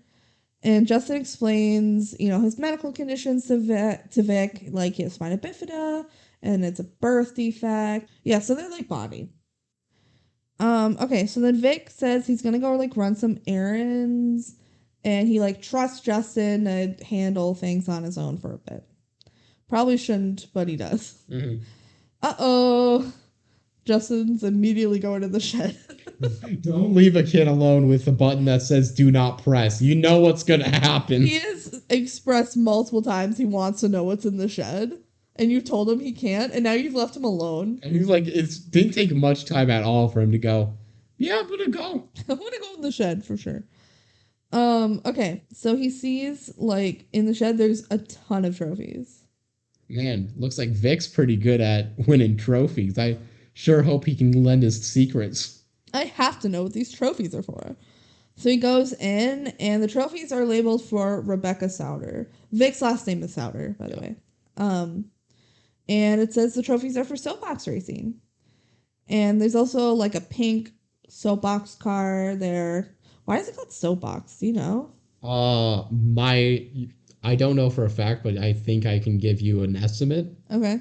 I believe that soap used to come in giant container boxes like that were big rectangular boxes, and kids would jump in them and race in them. Uh-huh. And then slowly that just became a design competition. Uh-huh. So Fun. Yeah. I can quickly look that up. Let me see if I can find. Mhm. Originally, gravity racer cars were built from wooden soap or apple crates and roller skate wheels, but have grown more sophisticated over time. Yeah. Cool. It's just a gravity car, and it's probably because kids made them from old cars. It's fun. So Justin also finds an old film projector in the shed, and he starts playing it, and it shows clips of Vic and his daughter and his wife and the daughter racing. And then Vic comes in and he's like, "What the hell? You told me you won't go in here. I told you can't come in here. Get out. Out. Get out of my house. Get out of my shed. Get out of my life. Get out of my life. I never want to see you again." Just, what's this? Another DCOM movie where someone doesn't have their grief completely understood and moved on, and therefore needs to get a resolution to that through the process of plot of a different character. Couldn't be DCOMs. You're gonna say couldn't be me, and then you're like, that doesn't work. Same thing happened in Spin. Yeah, and it's gonna happen many more times in DCOMs. Yep. Turns out grief is an interesting topic to make a movie about. Yeah. All right. So then we cut to dinner. It's actually like dessert. They're eating pie for dessert. Pie doesn't just have to be for Thanksgiving, y'all. You can just eat pie for dessert sometimes. Okay, but like if it's not a chocolate pie, I don't even care. It looks like apple pie, but I know later they have peach pie, so it might be a peach pie. Yeah. Oh. Oh. Okay. Justin says, "I have a great idea. Let's all take turns telling each other about our days." And what I love about this is immediately Seth is like, no. He knows that Justin's up to something. As a side note, this is something my mom would do. Every time at dinner table, what Justin's doing right now and being like, let's all talk about our day. My mom will be like, hey, tell me about a time you laughed today. Did you laugh today? Just, and everyone has to go around and say something. Trying to make everyone start conversation. Yep. Instead of just eating quietly. Yeah. But yeah, Justin's like, let's all talk about our day. That would be fun. And Seth goes like, Mom, didn't you just show some houses? Yeah. And Mom's like, yep. And then Seth goes, hey, Dad, can you start talking about your like genetic research? And please don't leave out any details. Seth is just immediately like, oh, Justin's trying to ask for something. I want to cut this off because that's funny. And you know what? It is. It is funny. He's like, Dad, please go on and on about your boring genetics research, which honestly, I thought the research sounded fascinating, but not to the kids. And Justin's like, oh my God, I can't take it. I learned about soapbox racing today. That is what I want to talk about. It's a classic, like, you're asking someone about their day, just hoping that they ask you back because you want to talk about yourself. You're just waiting for your turn. Like, it is to me the Michael Scott saying, "Oh, happy birthday." It's not my birthday. What? I thought we had the same birthday. That's Justin right now. Nope. Okay. So he's like, "Can I try soapbox racing, please?" And the parents immediately are like, "Yeah, I guess so." Yeah, that seems reasonable. Yeah. As long as we like look into it and we, see that it's safe. And Justin's like so surprised that there's like no backlash Not or at all. anything. Yeah. He's like, oh my God, like, is this actually going to happen? Like, this is awesome. And they're like, where did you get this idea? And Justin's like, oh, yeah, Vic gave me the idea. Old man Vic, you know him. Crazy dude. And they're like, oh, well, I bet Vic could help us then. And Justin's like, oh, I don't know if he likes me too much. Well, he doesn't say that. No. He's just like, I don't know if we should. And they're like, no, like, if he knows about it, then he could totally help us out.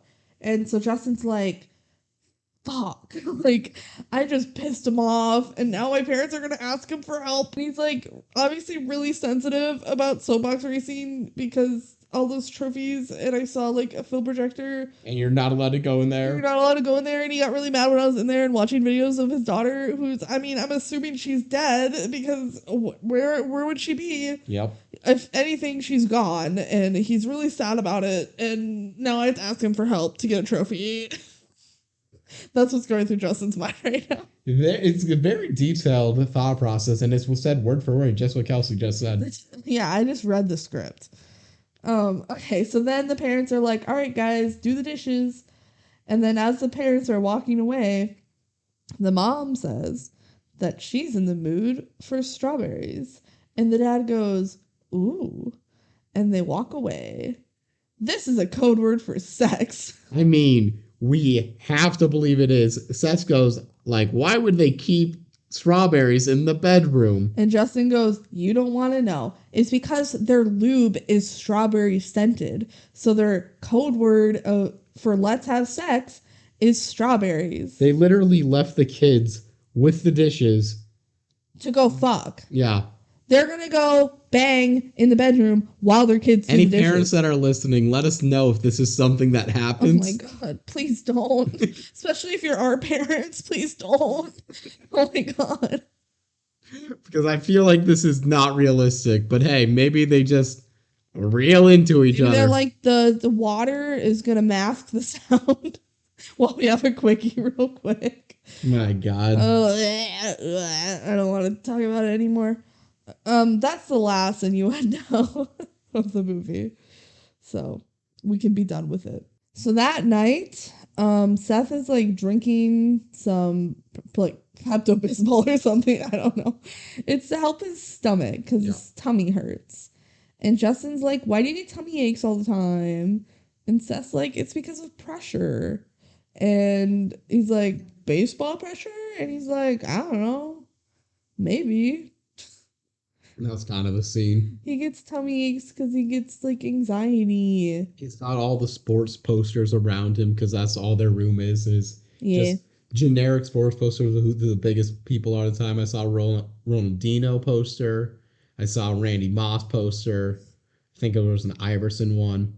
Mm-hmm. Also, we learned that Seth is only 14 and Justin's 12, so that's only a 2-year difference. Seth looks older than 14, and he not does. even in like a way where it's like, oh, he looks old for someone playing a teenager. No, he looks like a 16-year-old. Yeah, he looks like a teenager, but to me, he doesn't look like a 14-year-old. Maybe I don't really know what a 14-year-old looks like. My nephew is 14. Does he look like he's my nephew's age? I mean, I also think your nephew looks old for... You think he looks old? I just see him as a kid because that's how I'm always going to see him. He's my nephew. Although he is taller than me now. That's a bummer. Well, who isn't taller than you? Shut up. If you don't know, audience at home, Kelsey's short. I'm short. I'm 5'1". I'm a little shorty. You're a little teapot. Shorty's like a melody in my head. So next day, Mom is like baking cookies. And I kind of assume maybe it's the afternoon. I was about to say maybe it's morning. But maybe it's like afternoon. She's just baking cookies for fun. She's a businesswoman, but on the weekend, she's a like boss mom that makes cookies. All right? Hey. Slay queen. Why do we say that? We're developing catchphrases whether we want to or not. Our catchphrase is slay? It's unique. No one's ever had it before. We totally coined the phrase slay. We invented slay. Justin asks if he can bring some cookies to Vic. So then Justin goes over to Vic's house and he apologizes and he gives him the cookies. And he's like, also, will you teach me about soapbox racing? And Vic is like, no. And Justin's like, this might be my only chance to be good at something. And Vic is reluctant, but he's like, okay, I'll think about it. Also, leave the cookies. They look delicious. He's like, okay, if you're going to go through all this effort to try and bribe me, at least give me the money. Yeah. I think Vic is being like really understanding because he knows that Justin's just a kid. Yeah. Yeah. No, you know the whole time Vic's actually a good person. He's a good guy. And honestly, he could have been way meaner about the fact that his car got basically broken into, and that's a prize-winning car. It just kind of ran into a garbage can. I've backed into garbage cans in my parents' car. Oopsie poopsie. I mean, but that's not like your award-winning prize car. Oh, you're right. It's not. I put a scratch in my dad's Monte Carlo. Oops. Does he know about that? He did, and we don't have the car anymore. I was hoping this was the live reveal. Oh, no, he knew about it. It was pretty obvious. Oops. But then he kind of like gave the car to me because he got a better car. Mm-hmm. Yeah. So it ended up being fine. I didn't care there was a scratch in it. The car is dead now. The Monte Carlo died, I'm pretty sure. Rest in Either peace. that or they sold it. I'm pretty sure it's dead, though. Anyway, We get off topic a lot, don't we? I don't know. Okay, so now we're going to get into some soapbox racing. Finally, we get to see some soapbox racing.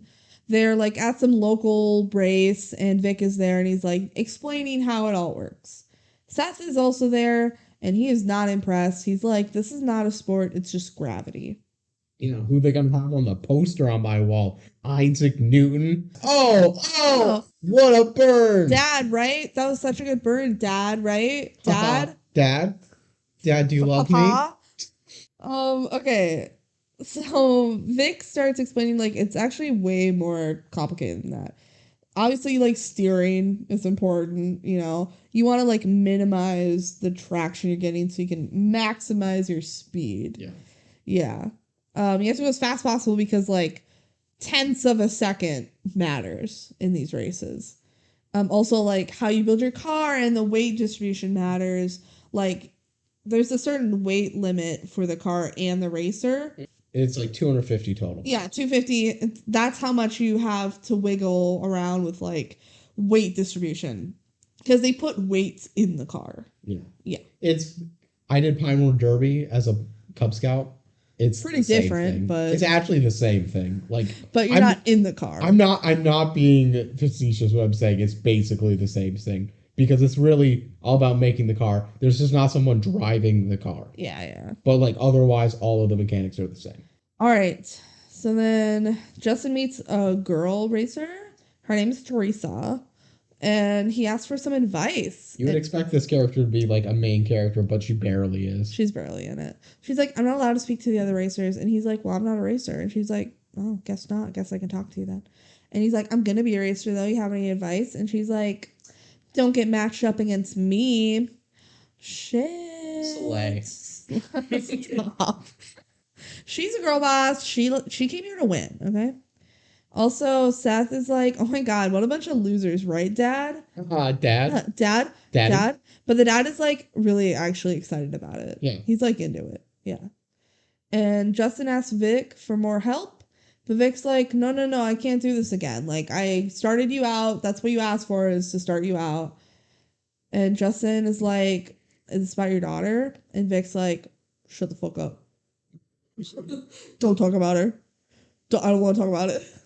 Yeah. No, it's very clear there's grief and stuff that needs to be felt about that, but that goes on later in the movie. Yeah, we'll learn more about it later. All right, so actually we're going to learn about it now. So we get like a little montage of Justin and his dad kind of struggling to build this car. They're just like following the instructions in the manual, and it's not going trying great. Stuff out, and it's not perfect. Yeah, it's not perfect.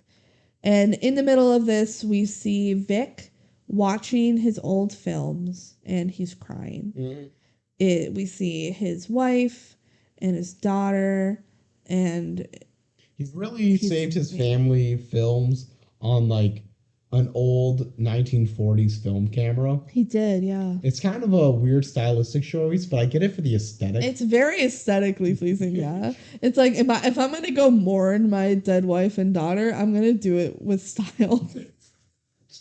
I'm going to do it so that it looks like a cinematic masterpiece while I cry. Just an absolute icon. Yeah. It's really sad. Like, we are laughing over it, but it's not badly done or anything. I think it's done well. I think Vic's whole arc is done well. Yeah.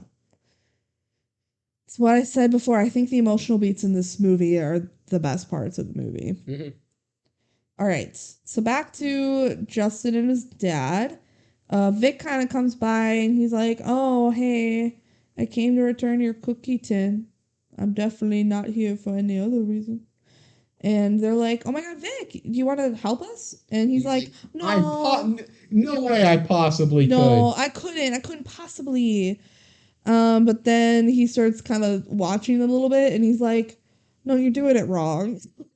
Oh my god, you guys are so stupid. I gotta do this whole thing myself. Definitely not for me. Yeah. No, he can't help himself. Because this used to be a huge part of his life. Mhm. He knows a ton about it. He can't, like, he just can't help himself. They're doing it wrong, you know? Um, and then we see in the background Seth like bikes up and he's like kind of watching. He's all grumpy because like really it's because his dad is giving Justin a lot of attention. And he walks in and the mom's there and the mom's like, Seth, what's wrong? I can tell you're upset. And Seth is like, Dad has to work all the time, but he has all this time for Justin. Like, what's going on? And the mom says, like, come on, you've been winning championships for years. Now it's time for Justin to be a star. And, like, that's kind of the end of the scene. But, like, I totally get where Justin is coming. I expect him to be like, is he ever there to see my championships? Yeah, like, no. I keep trying to impress him Which and I we win all get- these championships. There's an emotional climax to this arc Yeah. in just a little bit, and that's where I think this is done the best. But this is all the build up to that, where Seth is consistently shown to just want his dad to be there to watch him win and succeed. Yeah. Yeah. And now that Justin's getting attention, and where Seth has been just asking and like begging for attention, it hurts. Yeah. No, you can imagine that. That's gonna feel bad. Seth is my favorite character. I think he's done so well. And like, yeah, we're getting ready for his emotional climax. All right, so later, we're getting real close to his emotional climax.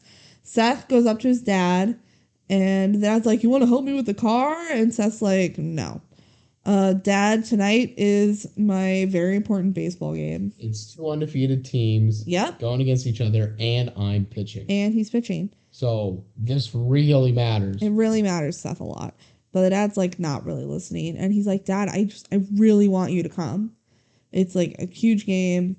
And Come to go into the car with us, let's go. yeah, and the dad goes, you know what? I'm gonna meet you there later. Like, I'm gonna drive separate, go a little bit later. Like, I just wanna work on this car a little bit more for Justin. The mom and dad talk a little bit about it, but yeah, ultimately he stays back and he's gonna drive in. Yeah, the dad's like to the mom, he's like, Justin's counting on me.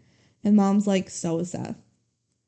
But the dad's like, I promise I'll get there.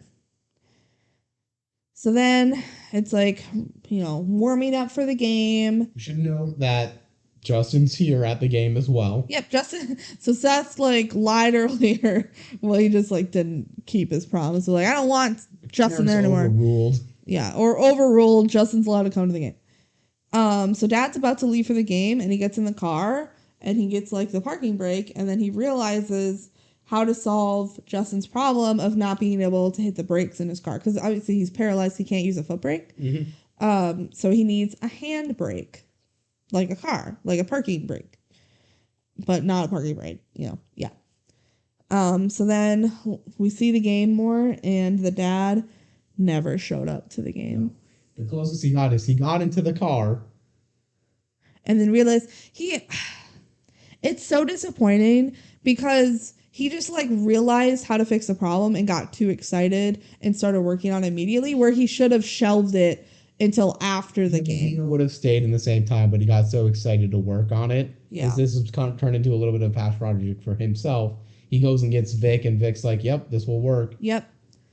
And then eventually the dad does show up to the field, but the game's already over, and they're like shutting off the lights. And we like see clips of Seth during the game looking for his dad while striking people out.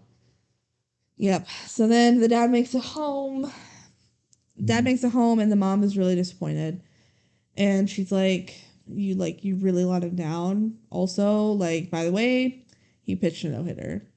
And he was really counting on you. You don't know baseball. A no-hitter for a pitcher is an extremely special event. No one hit a ball on his pitches. Like, that's insane. No one got a hit. And that team was undefeated. So they're a good team that he, as a pitcher, was able to essentially never let them swing the bat effectively against. It's insane. Yeah. He did a really good job. Like, there's only a few hundred of them ever in Major League Baseball history, and obviously he's not playing Major League Baseball, but having one of those in your life is a literal lifetime highlight. You will remember that for the rest of your life. Yeah. Yeah. Except And now his dad was there. he's gonna remember that that's the big game that his dad didn't show up to. Yep. Yeah. So then the dad goes to talk to Seth in the garage. Just to preface, like, I really like this scene. I think it's done really well. So what you expect in like a normal DCOM or kids movie is that the dad's gonna come in and be like, "Hey man, I'm sorry, but like you know how it is, like blah blah blah." Like just maybe the kid yelled a little bit. Yeah, just like basic bullshit. The dad tries to make excuses, whatever. That's not really what happens. The dad comes in, the first thing he says is, "I don't know what's harder, being a kid in a wheelchair or being that kid's brother." The dad comes in completely understanding why Seth is upset. Yep. He knows where he went wrong. Yes. And it probably just was too blind earlier to see that it was going to happen in front of his face. Yeah. Yeah. But he doesn't come in making excuses at all. No. He doesn't come in saying, like, "I'm sorry, I just really wanted to help Justin." He comes in being like, "I know I messed up." And then the dad, he gets into kind of his thought process, or maybe just kind of what's been going on in the back of his mind.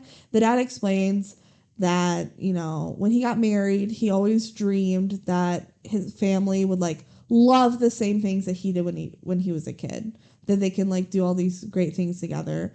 But then everything changed when Justin was born, because Justin has medical issues and is disabled.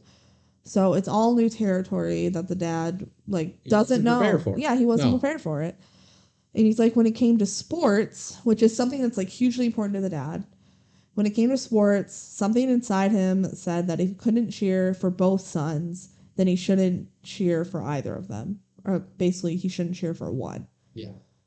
Which, like, isn't a good thing, but he's admitting into this point, like, this is a fault of mine. Yeah. And that's something that I've been holding against you, and that's awful. Yeah, it's kind of just the guilt he feels over what one of his sons can't do. He's like, how can I cheer for my one son that can do everything and leave my other kid behind? It's like his own, it's his own guilt that he has to feel with, and it's super interesting that we get to kind of dive into it a little bit. But Seth is mad, which he has every right to be mad. Every right. And he's like, it's just the same old thing. You just always miss my games because of Justin. It's always because of Justin. This is back to the argument of him having multiple jobs. Yeah. Because of Justin. And like, now you're telling me like you never felt okay cheering for me because of Justin. Like it's because of him. And then Seth storms out, and that's the end of the scene. I think it's super well done and super really interesting. It lets us a better understanding of the characters. Yeah, it's great.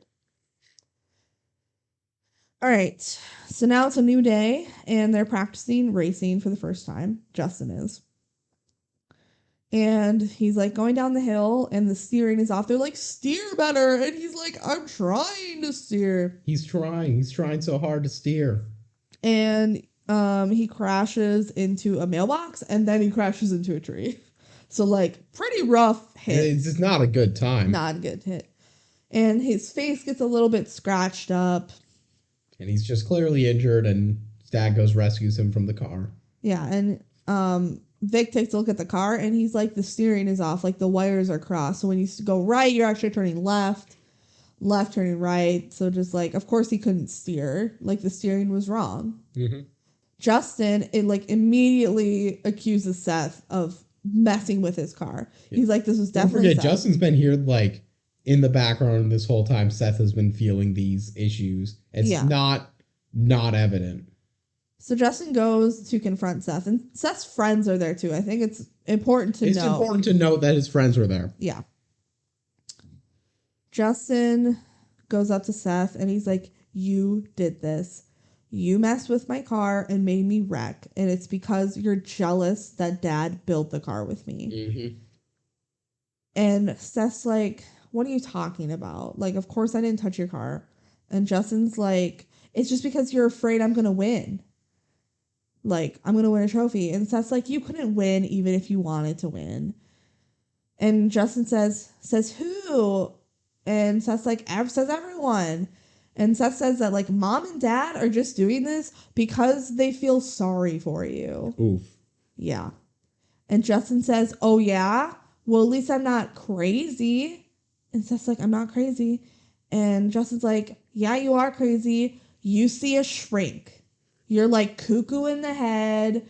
He's like totally being super mean and using all of the like bad stigma around therapy. It's something where this is a scene that couldn't be made really in 2023 as well, in terms of the stigma around therapy, at least in our generation, has significantly declined, which is fantastic and great. Yeah. But especially at this time in 2000, that stigma was fully there. Yeah. And revealing that in front of his friends, that he goes and sees a therapist, which he's been doing because he's been having these clear mental health like issues. He's having some problems. We know his anxiety and pressure that he's facing, and he's dealing with them in a healthy way. And it's good on the parents to get him to find a healthy outlet to figure out these issues. This is all good, and Justin just uses it as a punching point. Yeah. No, that's why I really like the parents too. Because as hard as it is, like, you have to give a lot of attention to your one child that has more medical needs. They are still worried about Seth and taking him to a therapist and like making sure that he's okay too. And they understand that it's also hard for him. So that's why I'm like, good parents, they're doing a good job. They're doing the best they can. So Seth, you know, he's like, you know why I see a therapist? It's like, because of you. Like, it's because living with you is so hard. And Seth was like, I wish just for once I could beat you up like a normal brother, but I can't. And like, because of you, like, nothing about my life is normal. We can't go on vacation. Like, whatever. Life sucks because of you. Mm-hmm. And Justin goes, well, then get a lobotomy. Not as good of a deep punch as I feel like the punches on Justin were right there.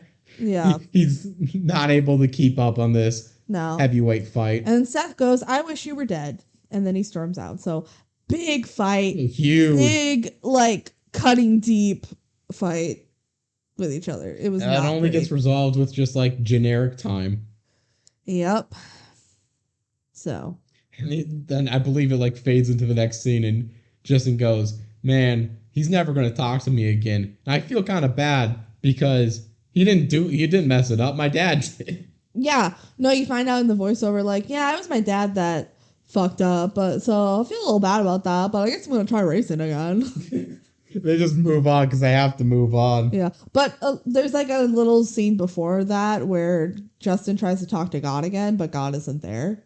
That's true. So it's like, God can't bail you out of this one, Justin. You messed up. Mm-hmm. So, okay. So Justin is worried about his first race.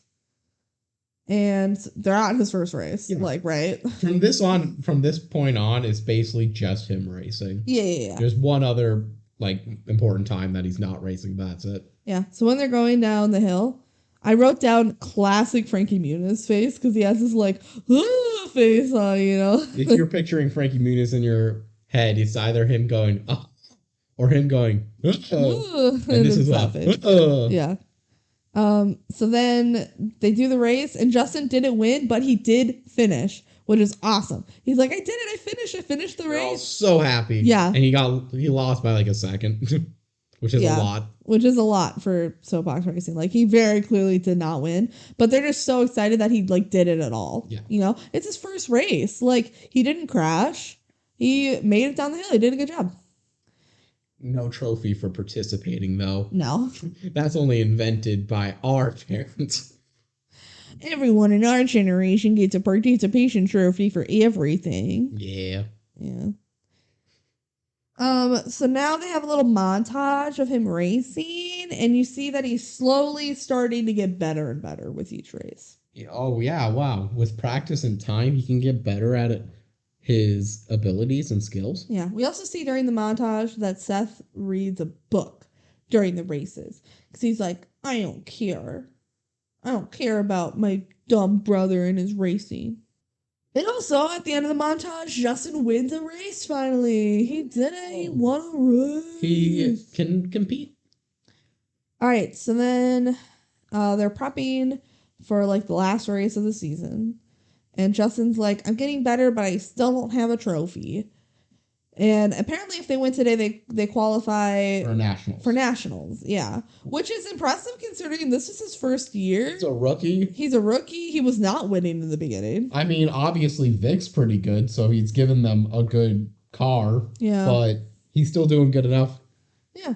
So then, like, the dad's all pump, and the mom, there's like a short scene of the mom, like, kind of reality checking the dad of like, make sure you're not getting like too excited for this. Like, make sure it's for the right reasons and you're doing this for him. It's a flip of behavior for them because early on in the movie, the mom feels like she's giving too much expectations for Justin, saying like she's the one making Justin feel bad for not being able to participate in certain sports. And now she feels like the dad is hyping him too much where it's like he's gonna win because he might not win, which is true. He might not. Yeah, and the mom's like, just make sure you're doing it for Justin and not for you, and make sure that he's safe during it too. Mm-hmm. So now they're about to do the final race, and Justin is not feeling good. His head really, really hurts. Spoiler alert, it's going to be the medical reason problem for his head hurting that was hinted at an hour ago. Yep, the spinal fluid is going into his brain, but he's, pushing through. He's kind of ignoring it because because he really wants to race. So he just starts saying, trophy, trophy, trophy, trophy. And we're not joking. He literally is just saying the word trophy over and over again. We're not lying when he was saying his only motivation is to get a trophy, and it doesn't matter what. Yeah. And there's one like Vic goes, hey, Justin, are you okay? And Justin's like, yep, I'm good. And he's like, actually, I'm in a lot of pain, in his voiceover. Mm-hmm. Which is just unfortunate that, like, Vic did ask, but, like, they didn't pay close enough attention to see that, like, he actually is in a lot of pain, which sucks. But like, because think it's just nerves. Emotions are high. It's his final race. Like, yeah, you probably wouldn't see all the signs. So then during the race, Justin passes out in his car and then like crashes pretty bad, and it's pretty scary. Mm-hmm. So they take him to the hospital, and in the hospital, like they say he's gonna be fine. He ignored his warning signs because he definitely would have felt them. Yeah, because so they got to the hospital just in time. We should also mention he was winning the race. Yeah, he was winning the race. The doctor is like, I don't get it. Like, he's done this so many times. I don't get why he ignored the signs. And the parents kind of look at each other like, crap. Like, he did it for the race. Yeah. All right. So then Justin wakes up in his hospital room. And guess who's there? It's Bobby Wade. Not God version of Bobby Wade. He wakes up and goes, damn it, I'm in heaven. He goes, God? So Bobby Wade is actually there in his hotel room. Yep. Not hotel, hospital room. He's there in the hotel room? No, he's visiting him in the hospital. I mean, celebrities often, especially sports athletes, I feel, go and visit hospitals. That's a common thing. Well, they also explained that like Vic Souter used to be his mechanic. Yep. So he gave him a call and said like, hey, I have this kid who's a huge fan of you. He's in the hospital. Like, you want to go pay him a visit? We should. This does also tie back to the fact that Vic had a Bobby Wade poster in his garage. He did, yeah. Yep. And we know he likes to work on cars. Like, it makes sense. Also, he apparently, like, Vic did not tell the parents about this. He just, like, called up Bobby Wade and said, hey, come visit this kid in the hospital. Mm-hmm. Just, like, lets him do that. He takes his bedpan. You think you would ask the parents, like, hey, wouldn't it be cool if I got Bobby Wade to come? Like, not really ask for permission, because I feel like the parents would say, yeah, hell yeah. But, just let them know that it's happening. Yeah, just let them know it's happening. So Bobby is being like super awesome. He's like, do you have any racing tips for me? Kind of humoring the kid. Mm-hmm. And Justin starts giving him tips, and Bobby grabs his bedpan, which, is where he goes to the bathroom in. And he's like, this is how I should hold the steering wheel. And Justin's like, yeah, hold it like this. And then Justin's like, all right, now I got questions for you. But then it cuts away, so we don't get to see the questions. But They had They a have cute a little good time yeah, and a laugh. they had a cute little conversation. All right. And then no one believes him that he existed. Yeah, so he tells people later, he's like, yeah, I met Bobby Wade, and they're like, sure you did. Sure. Sure. Okay, so back at home, Seth is like there while the parents are at the hospital, and Seth answers a call from the soapbox derby like committee or whatever. We don't get to see what they say yet, but we will soon. So, um, at the hospital, Justin asks his parents if he won the race, and Dad's like you passed out. Like, no, you didn't. You don't want to win? Don't get medically removed. Yeah, and it's like, there's always next year. Like it's only your first season. You can try again, but the dad says, all right, but if you're gonna do this again, we need to set some rules. First off, like if you're hurting, you need to tell us. Like your health comes first. That's the only rule. No, he said you also need to do this because like you want to That's do true. it and not just because you want to win. And Justin's Joke like, didn't yeah, work. yeah, no. There was another rule. Justin's like, I'm gonna be awesome next year, like especially with the Bobby Wade tips I just got. He was like literally just here, and the parents are like, no, he wasn't. Oh, can you also get me bedpan? Yeah, Bobby's like, you took my bedpan. So then they go back home, and they're like, hey, Seth, and Seth's like, hey, and they're like, are there any messages or calls? And Seth's like, nope, no calls or messages. But then the dad like hits the answering machine anyway, and it's like one saved message. Come on, Seth, why didn't you delete the message if you really didn't want them to know? Yeah, that's a good point. Maybe he just didn't want Justin to know, and he was going to tell the parents later. That's probably That's true. probably it. Yeah, because he knew Justin would get excited about it. So what the message was is that, well, actually, Seth like stops him from playing the message, and they're like, "What? What the heck?" Because they knew it was from the committee. But then Seth just tells them what happened anyway. Yeah. He comes clean pretty fast. I don't think. I think you're right. I think he was going to tell the parents about it later. Yeah. So Seth explains that the committee called and that the kid that beat Justin dropped out of nationals. For whatever reason. Whatever. Probably just personal. It's not reasons. his movie. We don't care. Yeah. So they all start celebrating because they want Justin. Yeah, they want Justin to compete in nationals now. And like the parents immediately are super excited about it, and Justin's super excited about it, and Seth's like, what the hell? Like what did we not just remember like what just happened? What? The emergency room had to have another procedure? Yeah. And Seth's like, I can't believe you're gonna let him race again. And the dad starts to kind of like lecture Seth about it, like, hey, now, like, don't be getting jealous. But Seth just like storms out of the room because that's not what this is about this time. Like, it's about, he's like, he could have died. Yeah. So Seth is crying in his room, and the dad comes and finds him. And the dad starts going like, come on, let him race again. Don't be selfish. But Seth goes like, that's not it. Like, I'm afraid that Justin is going to crash and die. He's like, fine, let him race. Let him crash and die this time. And, obviously Seth's really upset, and he's scared for his brother. And he's like, don't you like care about his safety at all? And the dad's like, of course we care about him. But because we care about him, we want him to be able to do the things that other people can do. Yeah. And like, of course, we wouldn't let him do it if it was too dangerous. If you love him, then you let her go. And you let her go. Oh, wow. You only see the light with oh, Lord. Is that your passenger voice? That's the person who made it, right? And you let her go. Oh, wow. Oh, wow. And then Seth says, but everything is dangerous for Justin. Yeah. Like, even when he was a baby, I couldn't hold him because it was, like, so dangerous. And he just, like, he cries more, and the dad comforts him. And it would be a more comforting, cute moment and, like, heartbreaking if it wasn't for the fact that he wanted to hold the baby when he was 2. I mean, we know he's 2 years older. Okay. You could also hold, like, a 6 month, like, he's probably like closer to 3 or 4 when he's a baby. Like, come on.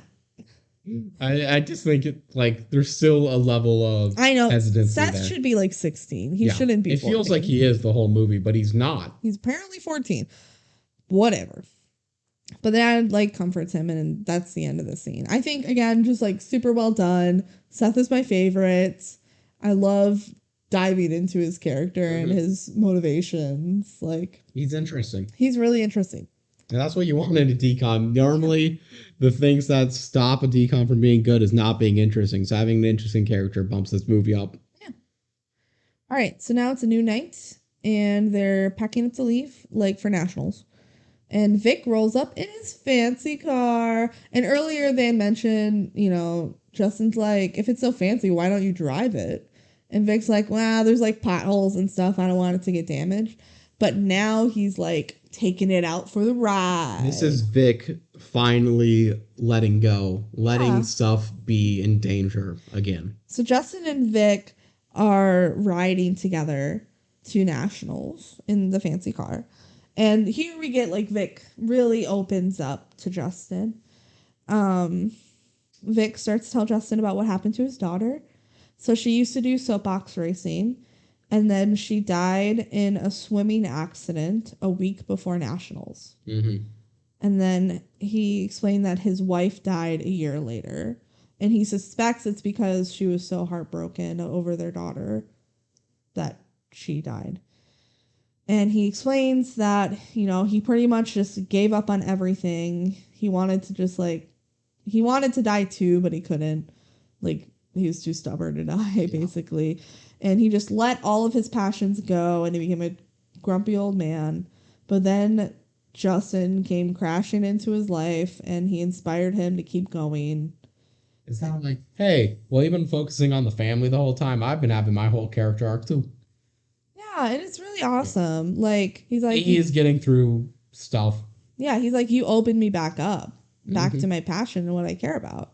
Well, I'm not lying. When he's getting fragile again, which is important, you have to open yourself up to potential weak spots to be able to live your life in an effective way where you can get enjoyment out of it. Yeah, and he really admires Justin and his outlook on life. Yeah. And he says he's like really grateful to Justin, and it's so sweet. That's like, I really like what they did with Vic too, and that it wasn't like super obvious, that it was kind of in the background, but then they have this sweet little moment where he says like, you inspire me, like, thank you, is really great. You're the best, Justin. All right, so now it's time for nationals. Woo! We see the 3-time national champion, and it's the Brooklyn Nine-Nine guy and his daughter Teresa. Yeah. Yeah. I mean, I feel like all the stuff that happens here at Nationals is not super important, if that makes sense. It's funny because this is like the real climax of the film where we're getting towards the final races. But other than the drama that happens, there really isn't much in anything else about Nationals that really feels relevant. No.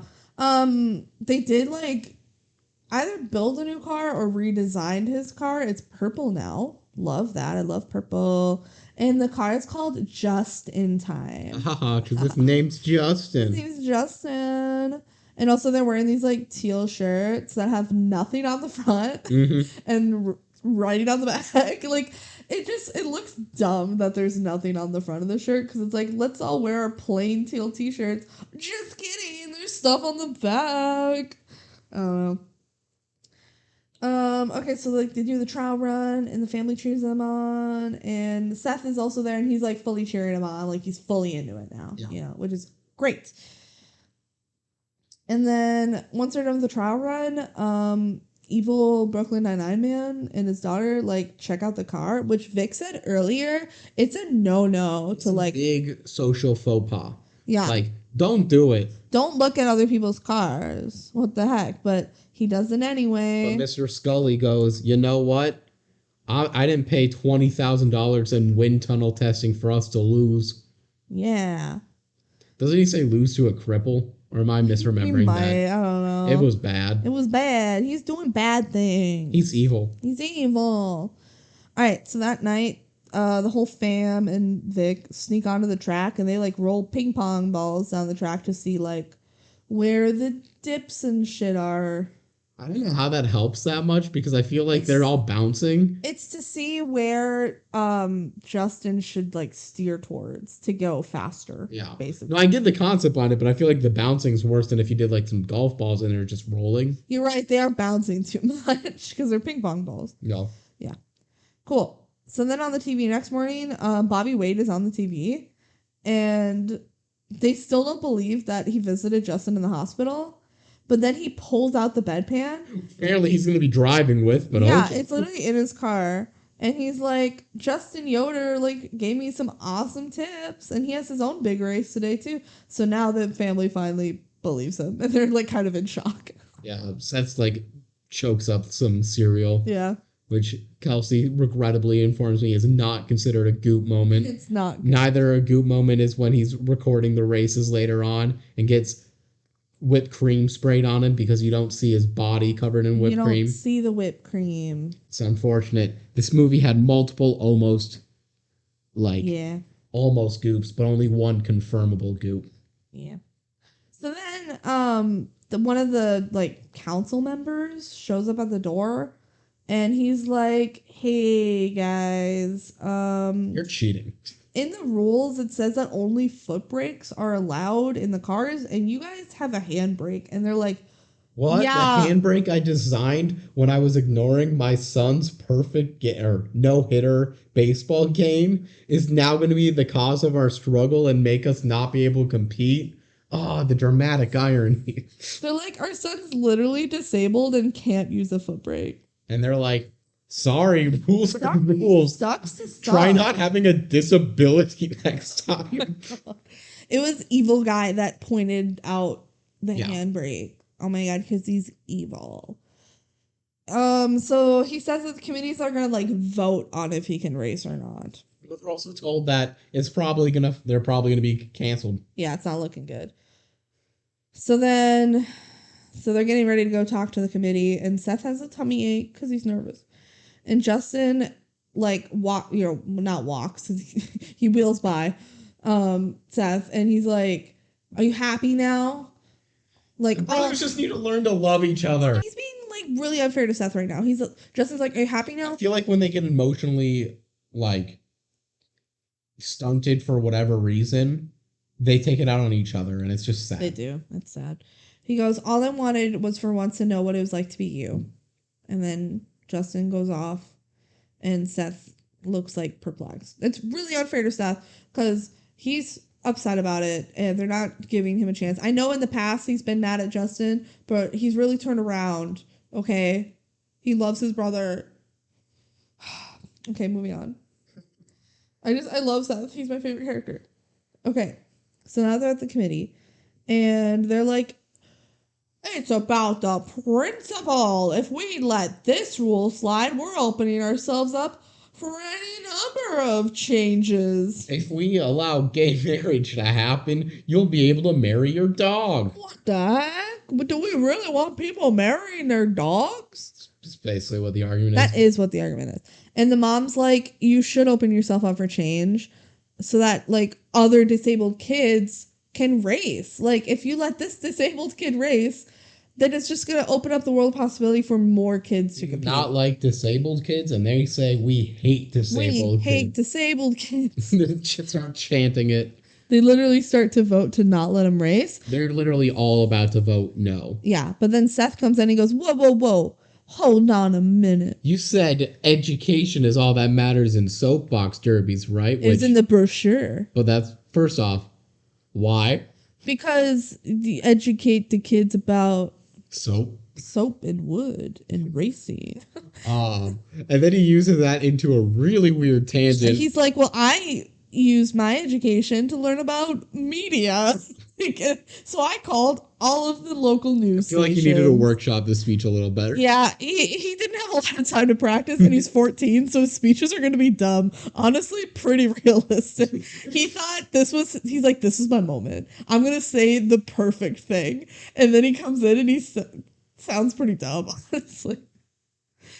But then, like, one of the guys goes like, oh, this is what our education system is moving towards now? What the heck? Anyway, all the news people come in and they're like, is it true you hate disabled children? And they're like, no, we like disabled children, so they let Justin race. Otherwise, like, soapbox derby would look really bad. I mean, if you say you can't let a disabled child race for no competitive advantage, that's just going to look bad to the media. There's no way of doing it against. And they didn't have a good argument to begin with, if we're being honest. No, they didn't. It really sucks that it took the pressure of the media for them to let a disabled boy compete. Mm-hmm. What the heck? So now it's time for the final race. Well, they're doing the tournament, actually. They're not doing the final race yet. They're doing the tournament, and Justin's doing, like, super well. And Seth is video recording the whole thing, and it's, like, a happy montage. And then they're like, woo, we're going to the finals. Justin got really good at racing. Oh, yeah. He's just suddenly, it's like a tournament style, and he's winning every race. It's insane. This is literally his first year, and he's going to the finals. Yeah. What the heck? What? Unrealistic. Unrealistic. It probably took real Justin longer than that. But this is a movie. We're only going for a one season, film and not multiple years. All right, so now it's about to be the finals. Justin goes up to the girl he met before, Teresa, and he offers her a cookie, but she's like, no, I'm watching my weight. And he's like, wow, you're not fat. And she's like, because I'm racing. Like, we literally have to care about our weight for the race. Like, your weight is like a really important part of racing. Yeah. And if you're practicing at a certain weight, you want to maintain your weight. Yeah. Like, come on, bro. Justin. Don't you race? Do you even race, bro? You're really bad at flirting with girls. But anyway, Seth comes up to Justin to give him a little pep talk. Right before the race. Yeah, they're about to start the finale. Mm-hmm. And Seth says, you always thought that I was good at stuff, but you're the one who's amazing. Like, you've been through all of these surgeries and struggles, and the whole time you never complain. You're my hero.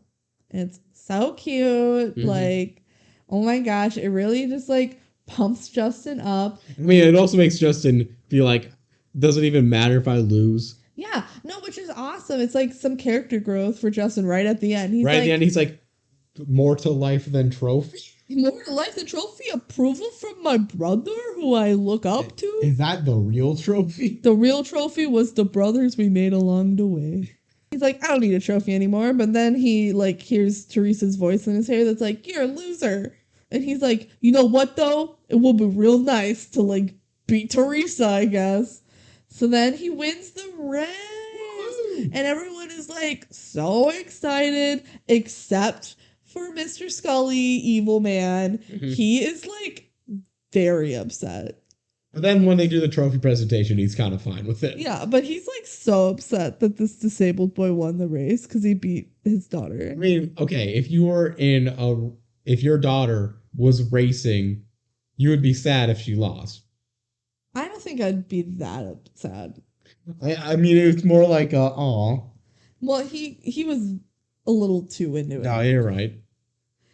So Justin finally gets his trophy. Yay! And Teresa's like, nice job, rookie, but I'll be back. And Justin's like, good. Like, they have good rapport a little bit. Haha. All right, cool. So now we're going into our resolution. Back at home, Seth and Dad are like playing basketball in the driveway. They have a good relationship again, and Justin is watching happily. Like, he's really happy. Everyone's having a good time. Yep. And then Justin admires his trophy, and then he enters into his final God fantasy. Yeah, he's going to be like, hey, God, it's me, Justin. He's like, hey, God, I have one more question for you. Because he's like, thanks for the trophy. I have another question.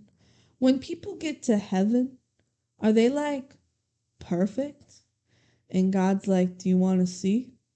And he like unlocks a little door. We're about to get a peek of heaven itself. Yep. From race car driver Bobby Wade, who is also God.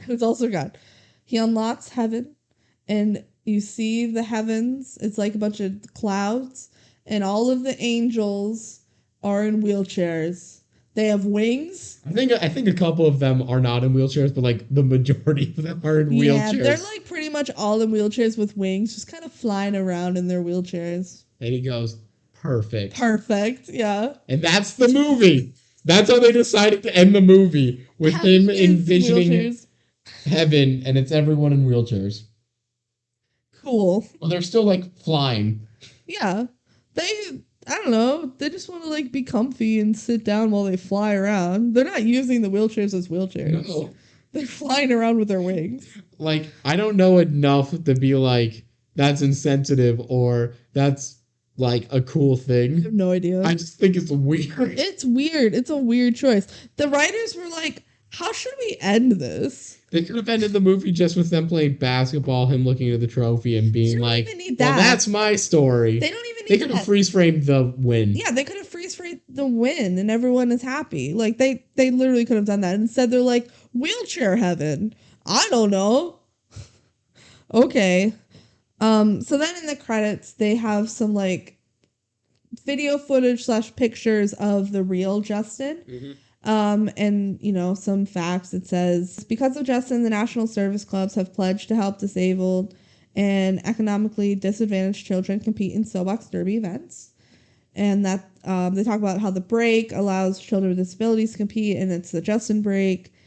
And Justin may have been the first disabled racer, but he won't be the last. The end. That's the story. movie. Yay! What did you think? It's all right. It's always harder to rank a serious DCOM because they're less common than the non-serious DCOMs. Yeah. Something that I was thinking about earlier today when I was thinking about the podcast. Mm-hmm. I always call out, and this is going to be coming from like a little bit of a weird direction. I always call out the movie Coda as feeling like a DCOM.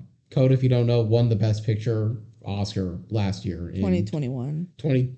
2022. The film came out in 2021. It was the 2022 Oscars for the 2021 films. Yeah. And I always say, man, that film is basically what high budget, serious Disney Channel original movie serious like film would feel like if it knocked everything out of the park. Mm-hmm. And this feels similar to Coda in the same ways of that, where it does everything worse than Coda. Coda's a good movie. In my opinion, it probably didn't deserve Best Picture, but that's an argument for another day. I think that this movie is basically a 6 out of 10 in most of the things that it's trying to do.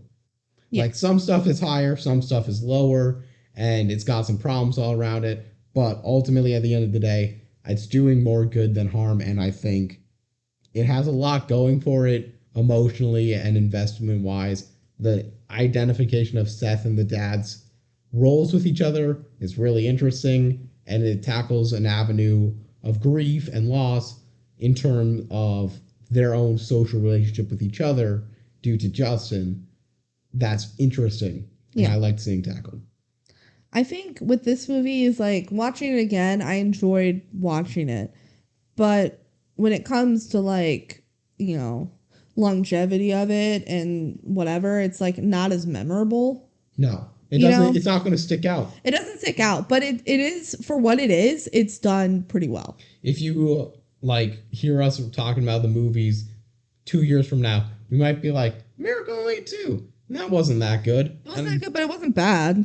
Yeah. But if you're listening to us talk about it now, we just talk good things about it basically the entire time. Yeah. And I think the only real problem the movie has is, despite being weird in a lot of cases, it's not memorable for anything particularly outstanding, because the stuff that it does best are like the serious moments, but DCOM as a concept is not a serious movie thing. Yeah.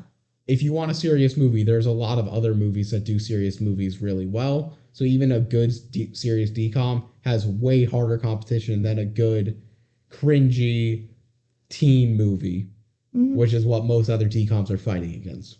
So, final Jank House ranking for Miracle on Lane 2 is 59. So, pretty close to the middle. Benji, you have it at 60, and I also have it at 60. So we're like really the same. Yeah. We both have it in C tier, which I could argue myself, at least right now, in moving it up a little more. The letter C feels harsh for it because it definitely feels does. like a B movie. But that's why I think, like, when we're ranking this, we're just kind of forgetting everything about it, you know? But while you're watching it, you're like, this is pretty good. But then you step away from it and you're like, I don't really remember. Was that good? I think so. Again, going back to Coda, that's how I feel about Coda. You're like, it was good, right? I know the movie was good, and I probably liked it more when I was watching it than I do right now when I haven't seen it in a year. Yeah. Yeah. For sure. All right. So that was Miracle Lane 2. Yeah. Oh, we did it. All right. Soon we're gonna go spin the wheel, but first we want to tell you about something a little special we're doing next week. Yeah. So we decided every 10 movies, or that's what the current plan at least. Yeah. We're going to do a little mini-sode. A mini-sode where we rank the movies that we've seen. So this first mini-sode, next week, we're planning right now, just 1 week. We usually release episodes every 2 weeks, but this is going to be a special episode. We're going to rank the movies we have. So this one is going to be just the first 10. Yep. And then when we watch another 10, we'll take those 10 and add them to our full ranking list. So that way we're going to be coming up with a whole new list for our rewatch to have everything together. Yeah. Additionally, we'll talk about some of the highs and lows we've had with the movies so far. Yeah, so if you want to hear us, you know, compare the movies we've done so far to each other and, you know, hear a little bit of our thoughts now that we've stepped away from the movies a bit, tune in for that mini-sode. If not, then, you know, tune in 2 weeks for our next movie. So, should we spin the wheel?